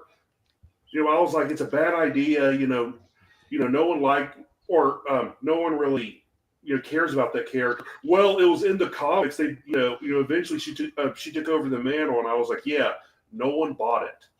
Yeah, there's a reason why they went back to Iron Man with it. It was in the comics for 3 issues, and that was about it. And then they realized, oh, we made a mistake. That 3rd issue curse got us bad. I mean, I liked her as a supporting character, but I didn't really care for her when she was like Iron Man. Some great Kirby pencils of the cover for losers.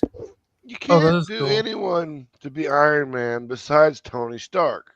That'd be like having someone that was not Peter Parker being Spider-Man, which they're trying to do. Yeah, you're trying to do which that. They're trying to do that with Miles Morales and all these different characters with the Spider-Verse or whatever. But Peter Parker and his smart mouth, that's what makes Spider-Man Spider-Man. Yeah. You know?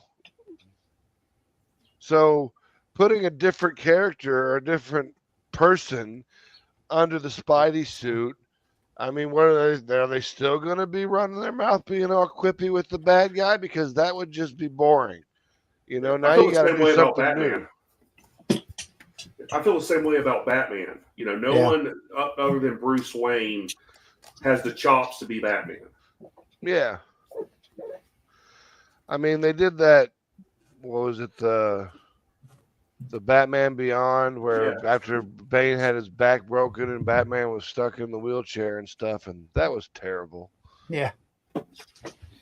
I didn't mind it when Dick Grayson took over the mantle for a while. I thought that was kind of cool. If anyone was going to do it, it should have been Dick Grayson. Now Amazon has the Bond franchise. There will be an American and a female Bond. My prediction.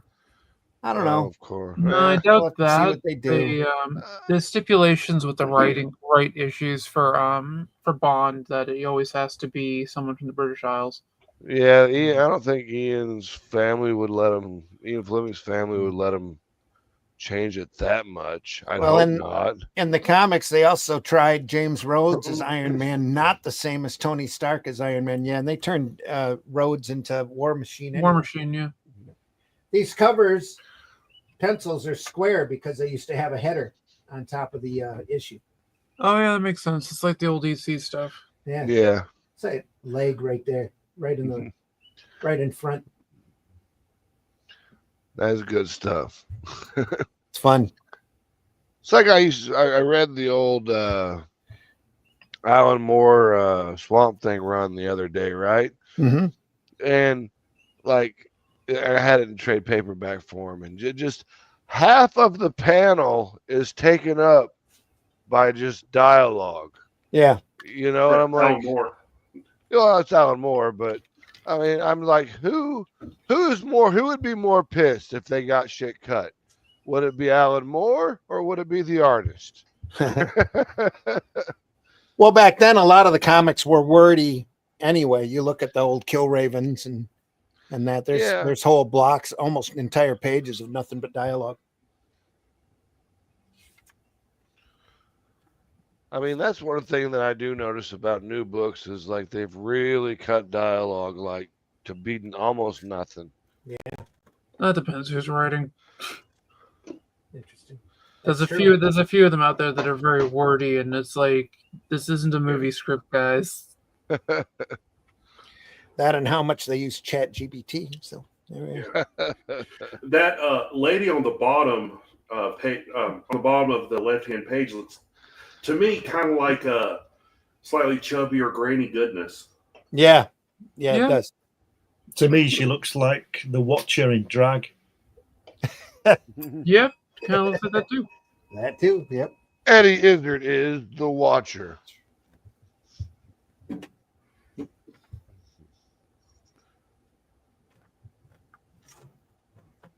Foxhole. Another war book. The guys in the foxhole. Yeah, so see, they did a lot of war books. I mean, I know they did a lot of war stuff because soldiers were a big market to sell to because they had no other, any other entertainment. I mean, there wasn't like movies on post. They didn't have stuff to do. Yeah.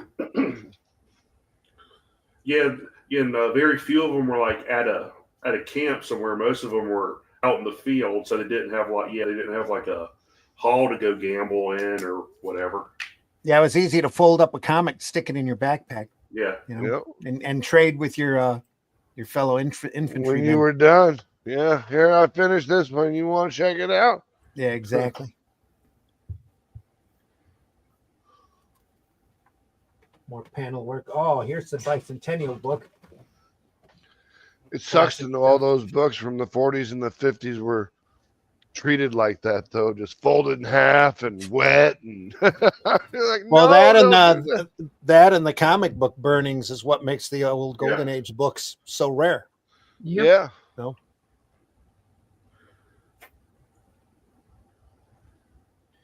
The incredible thing about that bicentennial's cover is, like I said earlier, Kirby's even drawn the design for the lettering in it. Yeah. Yeah. Yep. So that will have taken him some time. Mm-hmm. That looks so good. I love his cap on that as well. Yeah. It's very dynamic. I really think Jack Kirby was one of the best Captain America artists that there have ever been. Notice though, some of his stuff I didn't really care much for, but Captain America he was great at. He was good at the Thing. I mean, like his Reed Richards and Sue Storm always just looked just so plain to me, which in turn makes Johnny Storm look plain. But when he really wanted to kind of show off and make some monsters, I liked that. That was when Jack Kirby was at his finest, I thought. It's 2 pages. Is this from the bicentennial book? What were you saying, Glenn? You'd have to flip back. If you look at this that cover on the left, it's different. The center, that guy fighting. Yeah. Oh yeah. Yeah, it is. There's a bit of redraw going on there. Yep. It looks like they brought some of it down. Maybe no. This is a redraw. No, they had him. They had him drop this entire section and redraw. It looks like a Civil War. Yeah, because it looks like he's fighting. What's he called? The French guy. Oh, the Leaper. No, Batroc. Batroc. Yeah. Yeah. Batroc, the Leaper. So when they used to do that stuff, Did they just redraw the whole page, or did they just X-Acto knife it out and then redraw that section? It just redraw that section, wouldn't it? There's no need to, because there's no need to rub anything else out. It just redo that part. That's what white sticker material come in real handy for. I mean, because I'd be scared to death to be cutting shit up with an X-Acto knife. Well, you'd lay down. They'd sell whole sticker sheets. You know, 1 8.5 by 11 sheet of white sticker. Yeah. Lay that over top of it, just like Zipatone.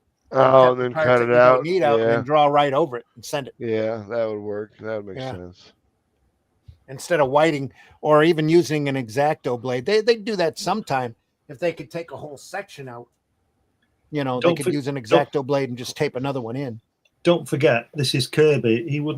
That would take hours to do that. He'd just draw it again in 2 seconds. Yeah, pretty much. That's true. Oh, you want to change? Let me start over. Don't start over. It'll take forever. I'm done. Exactly. A little behind on the comments here. Sorry, guys. Got to run up here. Barry Windsor Smith inked that Treasury Bicentennial Battles. A lot of people inked that. He didn't do all of it. Yeah, he didn't do all of it. Did a lot of it though. The guy with the bandage reminds me of a piece of film from the 50s. I think it was a British World War I soldier who lost a good portion of his face, and it was replaced with a prosthetic face, which Matt didn't continue on. Which didn't do anything apparently. Oh, there we are. Which he could remove. Pretty shocking to watch, but at the same time, the surgeons of World War I did a good job.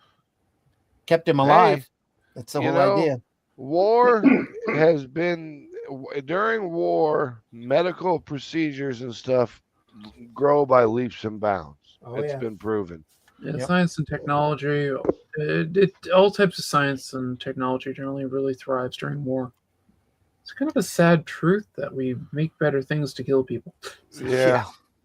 BBR says love the people that are getting killed. You fix them. I mean, there's been a lot, like the atropine shot. Hmm? That was a big deal. I mean, when they started using gas and being able to just hit yourself with that atropine and be okay, that was amazing. You know, for what, the 70s or whatever it was that they came out with there, the 60s. Well, I know here in Flint, our main hospital was renowned there for a while for surviving gunshot victims because they had so many. They were able to figure out how to keep them alive. And all the practice. Yeah, they used to send doctors from all over the world to work in the emergency room here at Hurley to learn because we had so much lead poisoning going on.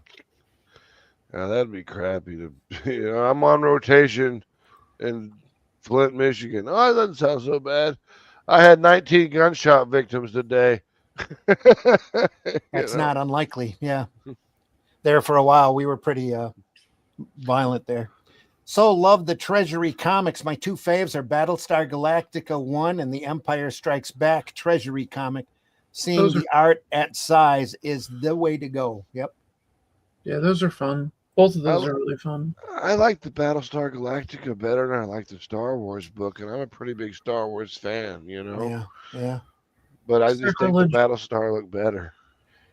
Those artisan editions from IDW are tops, though. Those are shot mostly right off of the original artwork. Yeah, and displayed at size. They're great. Yeah, I've won. I don't know if it was IDW put them out or another company, but someone came up with like these portfolio things of famous comic stories that the case looks like an old portfolio that you'd open up and go through, and each page inside of it is the original artwork. And I've won for Bernie Wrightson's Muck Monster. There you go. Yeah. Yeah, like you can see I love looking at that stuff. You can see like the whiteout and like where he had tape on it to, I guess, hold it to the drawing table, and you can see it kind of eaten away. And it's just, I love that stuff. Oh yeah, great stuff. He could remove pretty shocking to watch. Okay, already covered that. All right, a couple of great penciled pages here. Like, yeah, look at that. Look at all that dialogue down there on panel. What? Yeah. 1, 2, 3, 4, 5. Panel 5 on page, right page. That's some dialogue. That's some. That does look pretty cool. Just the pencils in general. Oh, that's great. I love that top panel on the left page. First the bomb. Yeah. Isn't that great? And no side of the shield here. It's just traveling. Yeah. So much. See, that's good stuff. And open space there. Yeah, it is. I mean, Kirby's use of negative space was really, really well done. Yeah. That's cool. I mean, as we were talking about the punches and stuff earlier, I mean, that's basically all it was negative space that he was using, and it was great. I mean, the Kirby crackle kind of probably came from negative space being used. Yeah. You know? I'm sure you're right there. Yeah. There's a couple of sideways, a couple 2-page spreads there.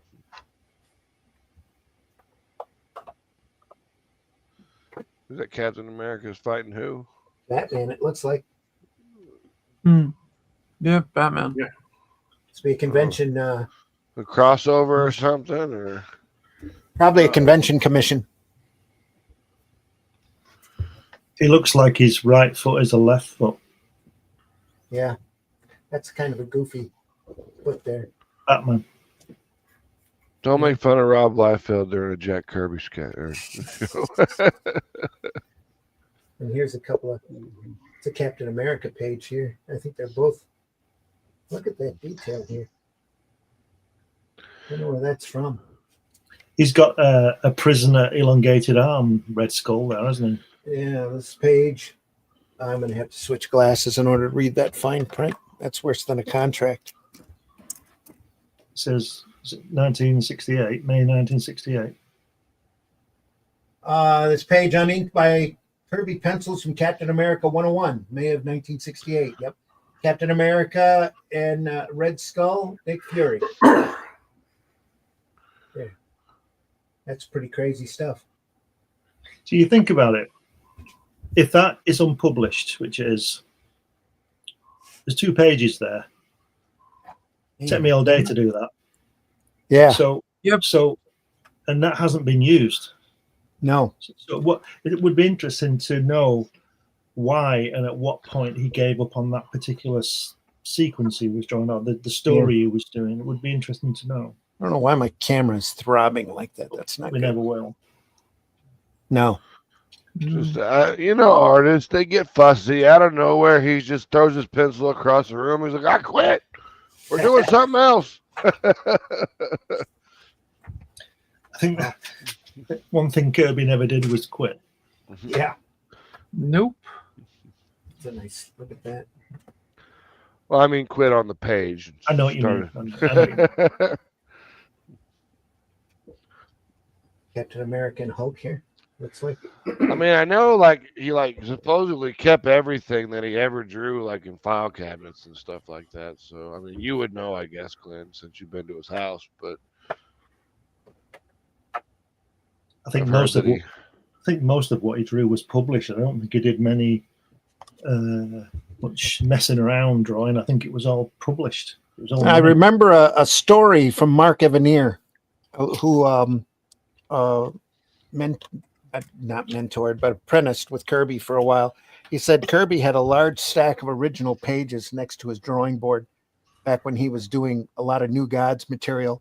And if he was ever short pages, he'd go through that stack and start a subplot. We'll figure something out. Yeah. With just changing a character here and there. Good to go. Especially if he was pressed on a deadline. Well, yeah. Just amazing. We'd have 150 pages to choose from. Okay, this will work. Yeah. Dr. Doom, you are now Captain America.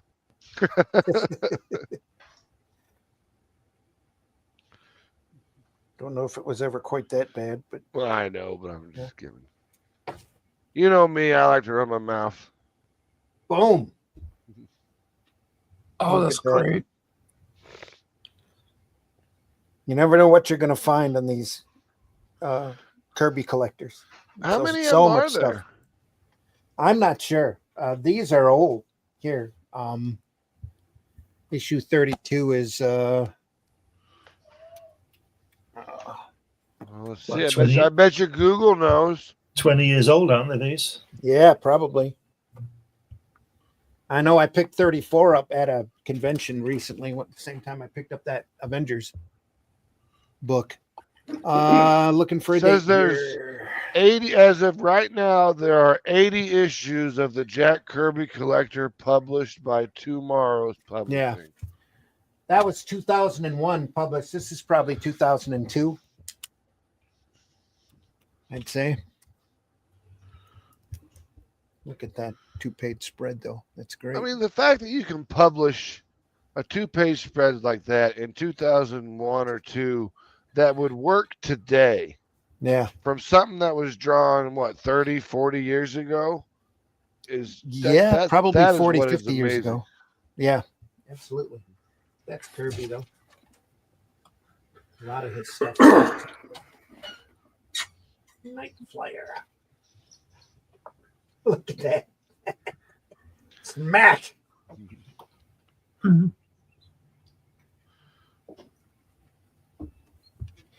Any other artists, that would have been a couple hours trying to draw them two faces smashing into one another. Kirby doesn't need to do that. Just a little bit of No, that was like 2 minutes. a little bit of hint there, and then boom. Other than that, yeah. Oh yeah, Hitler. As long as you That- got the that mustache would- there. That would take me 2 minutes to draw because there's hardly anything there. Yeah. Once again, it's What a that fun use of- panel. It's that use of negative space, Oh yeah. That the Night Flyer page over on the right, yeah, that is great. Hell, all of those action sequences are just fantastic. Yeah. I mean, the entire left page, just the running fight and everything. This looks amazing. He seems to be using a heavier pencil, doesn't he? Yeah. He does. Something. I mean, I don't know if it's a heavier pencil or the Not thicker. lead When is I- different or. Yeah, I don't mean. Yeah, I know what Um, you mean. I mean like a number 2, number 3 pencil or whatever. That Something could be heavier. the Zero or the copy on that too. Yeah. He's going through here and filling in the black spaces as well, so it's going to look thick. It says if you can't read this, you need glasses. That's what it says. That's exactly Yeah. what it says. We all need glasses. I need new My- glasses. My They want money's me on to- Captain America in this one. Oh yeah. They want me to get bifocals, and I'm like, can I just get 2 pairs of glasses?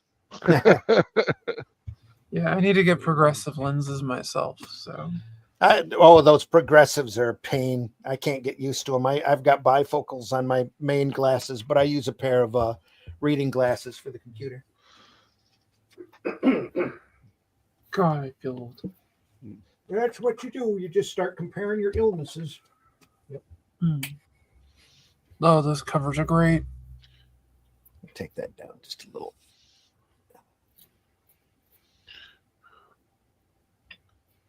This so is you the can see all that. Falcon. Oh Great God, it's detail. Captain Falcon doing their impressions of a kaiju.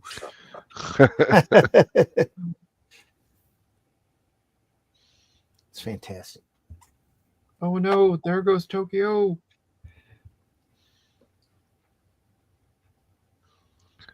Captain America's head looks a little weird in that.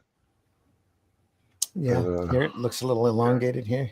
Yeah, Yeah. that ear is way back. Doesn't matter. It's Kirby. Yeah. It gets a pass. Yeah.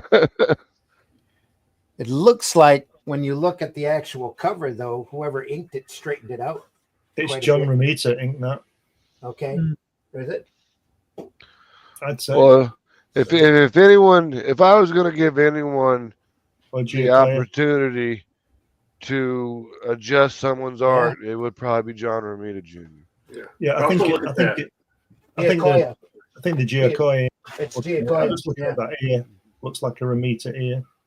Yeah. Also that shoulder's a little elongated on the left hand side. Yeah. Don't tell Rob that. Don't tell Rob that. Especially on Captain America. Oh, that was his chest. That's right. Well, muscles on muscles on muscles. He had like pecs that had pecs. He's supposed to be published. Kirby as a genre again. People who have ate Kirby. I wish. No, I won't say it. Justice League of Cyberspace. Philip Droulet. His heavy metal work is phenomenal. Yeah. So we here talking about Kirby. Damn near everybody's heavy metal workers are phenomenal. Yeah. That's the point of the book. Nice. I mean, some of the stories were really bad, but the art was always really good. Yeah, that's true. There's your Dracula. Yeah. You're talking about Harlan Ellison earlier. Some of the first stories I ever read by him were in old issues of heavy metal. Yep, Yeah. heavy metal. Yep. Does his Dracula have a mustache? Transylvania. Was it Dracula number The man 10? from Transylvania. Yeah. Dracula Looks 10 like it. when Blade came out, right? No, that was that was the Superman's pal Jimmy Olsen issue. Yeah. No, I was just curious if Dracula had a mustache there, because actually in the book he does. Yeah. We almost never get that in any of the adaptations. It's a really good shadow. Yeah. The BBC just did a Dracula adaptation that was actually pretty good. I mean, they kind of modernized it a little bit, but Dracula looks like Dracula's supposed to look. I mean, as he like a monster. Well, he starts out decrepit, and then as Harker's there, he starts to look less and less old because he's feeding on people. And well, I mean, in the book he only shows up like twice. Well, yeah. So it's like, he's alluded to, but he's never like quote unquote on stage as ever like in two parts. I mean, the book's all just Jonathan Harker's journal, memoirs. So. Yeah. Well, it has that. It has the Demeter logs. It has the book is interesting. Yeah. It's a great book. Dollar Murders. Hey, pay me $1 million. I'll kill whoever you want.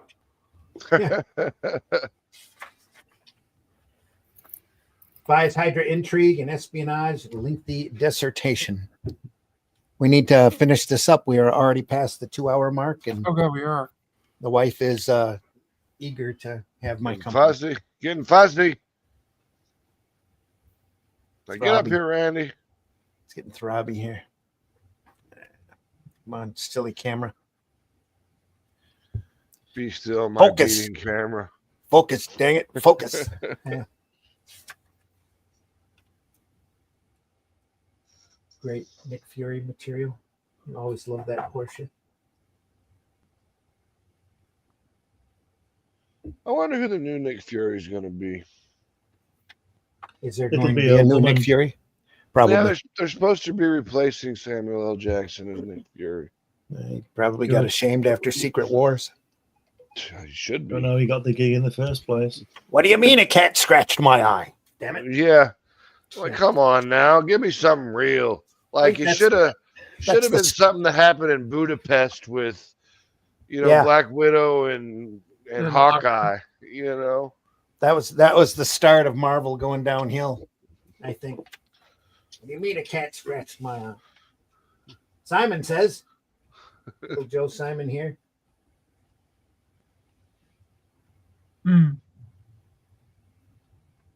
Collaborations. Oh, look at that. It's the All Winter Squad. Simon suit. He was suing for the rights there for a little while until they settled out of court. Of course, stuntman. There were so many lawsuits in comics from like the 40s to the 60s. It was crazy. Well, nobody knew any of this stuff was. Yeah, it's still going. But nobody knew any of this stuff was ever going to be valuable, so nobody kept track of any contracts. So they had them sign the back of the checks saying it was work for hire. Yeah. They didn't really start paying attention until the late 70s. We're going to have to finish it up there, folks. Anyway, this is Jack Kirby Collector number 34 and number 32. I don't have we got 33. through a book and a half, so that's all right. About a book and 3/4, really. Yeah, all good. Kirby Collector from Tomorrow's, folks. If you get a chance, you see them at shows, definitely worth your time picking them up. Oh, yeah. And there are 80 available, as Google has told me. They've put a bunch of them together into omnibuses, too, so you can get whole collections of about 4 issues at once. Nice and that'd be the way to go right there. Excellent on a shelf. Says, can you go back to the page with the cars, please? Where we're talking here.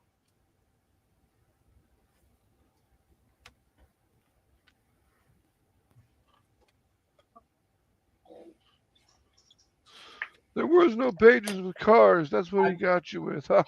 I'm sorry, I'm not sure. You'll have to rewind the video PBR. But it's time for me to go. We have to go. Deeply appreciate everybody stopping by. Everybody this morning especially had a full house. It's all good. Even with Russ on a boat and not able to be here. Yeah. All good. I just saw in the chat you were doing the Kirby collection, and I was like, well, I'm awake. I'm going to check this out. There you go. All right. Max, why don't you tell folks how they can find you? Currently our website is down because the host decided they wanted to start charging me like $90 every 3 months, and I told them to suck it, and I got a new website, bought a new domain. We're building it currently, but if you want to find me, just Max DeVille on Facebook. Super easy. Here we are. Mitch, tell folks how they can find you. You can find me at Linktree/Celtic Cross Studios. You can find me on my website, on my socials. I am going through my first mini series, the first Boger mini series, and I'm remastering the art on it and changing a lot of the cringy dialogue. And I'll be posting those on my webcomics platforms probably the next week or two. And when I'm done with it, I'll collect it in a trade and have a crowdfunding campaign for it. And there will be stuff in the trade that will not be online. So if you want the full thing, then just wait for that to come out. All right. Allison, please tell folks how they can find you. You can find me right here on Sundays on the Indie Comics Network with these fine gentlemen. Thank you. No problem. When did you get the new tattoo, Allie? I didn't see that before. Oh, I got this a couple of years ago. Okay. I haven't been around for a minute, so I saw that and I was like, way to go. Yeah, I'll absolutely love it. I need to get the tiger one over here. No, you don't. No, you don't. Yes, I do. I definitely do. Once you get a tattoo, there is no going back. It is an addiction. Yeah, it really is. That's very true. Yeah, so you can find me there. I stream on my own channels. I try to stream on Sundays, Mondays, and Fridays. That's just my Allison McClone YouTube channel or AlleyCat_comics over on Twitch. And I try to send it through Facebook too, but Facebook's been a pain in the ass with settings lately. They've been terrible. You may or may not see it on Facebook. I said I'll be linking up my Daredevil piece I drew the other day on Friday, on next time I live stream. And I have my Last Sentinel comic going to press, and I'm actually including an extra 4-page mini bit to it because I'm running behind on the book and I want to give people stuff. All right. Yeah, that should pretty much cover me for now. Yeah. Cool. Glenn, tell folks how they can find you, please. You can find me here on Randy's program on Fridays and Sundays. You can find my work on Amazon. You can find it on Fund My Comic, just about anywhere. Facebook, Twitter, whatever. Just put my name in Google. You'll find something. Lots of stuff on there, but mainly on Amazon. All right. Just wander through Europe. You'll run into them eventually. There's only so many people there. That's right. Yeah. It's increasing by the day, but that's another story. That is true. And folks, I've been your host, Randy Zimmerman. So glad you were able to stop by today and visit us as we look through some great Kirby material. This Friday morning, 5 a.m., Comics by Night, we're going to be looking at some great John Buscema material, Avengers in black and white. God, Fantastic get up that early. And when 5 a.m., Max, set your alarm. We don't sleep anyway. The older you get, the less sleep you get. That's true. Then if we run out of John Buscema, right after John Buscema is a couple of issues by some guy named Barry Windsor Smith. We might look at those. I've never even heard of that guy. Yeah, who knows? Next Sunday, I thought we would take a look at some real early Superman. Oh, cool. Material. I've got a book here that I've had for decades. I don't think it's been opened in about 20 years, called Superman from the 30s to the 70s.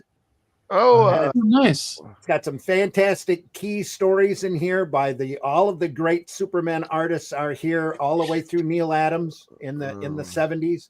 Great material, folks. Great Superman stories. You don't want to miss it. Next Sunday, we'll take a look at Superman.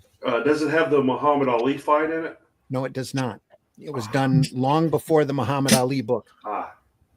But it does have where they tried to change Superman and turn all of the iron or all of the kryptonite into iron there for a short period of time.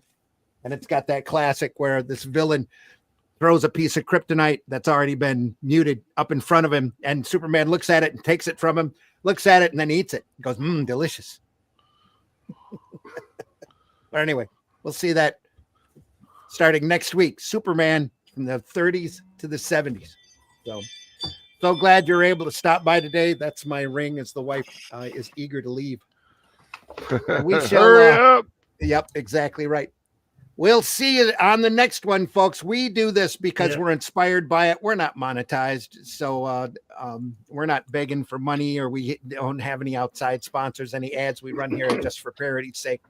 But we just love talking about comics. As you can tell, here's 2+ hours of us just talking about everything, including Jack Kirby. So we hope you enjoyed yourself. Hang on just a second. What'd you have there, Glenn? What we've just been looking at. There we are. Yes. Oh, nice. Exactly right. Yep. Fantastic stuff. More stuff coming. Don't forget, we are archived over at the Comic Book Black Belt YouTube channel, the Randy Zim YouTube channel, but most especially over at the Indie Comics Network YouTube channel, where you can look at all of the stuff that we've looked at in the past, and we've looked at a wide variety of material. There's anything there that you want us to, or anything not there that you want us to take a look at, please send a comment. I'm always available, most of the time on Facebook, a little bit on X, not very often. You can always throw a comment here wherever you're finding this program and drop a suggestion. Yes, dear, I know. Anyway, there we are. That's what I get. We just had a ring installed and it chimes whenever somebody opens that door. Take care, everybody. We'll see you on the next one. Go visit your local retailer when you can. Don't forget about fundmycomic.com. A lot of great campaigns over there, including Hatch by Glenn is there. Every Arrow book will be offered as it comes out, available through Fund My Comic as well. Look for an Arrow store coming. We keep promising it's going to be there, and it'll be there eventually. Deeply appreciate you stopping by. Thanks so much, and we'll see you on the next one. Take care, everybody. Anything I forgot, buy alternative and independent comics, especially ours. And try to be more social on these antisocial networks. So we'll see everybody soon. Yep. Talk to you later. Take care, everyone. Bye. Sayonara.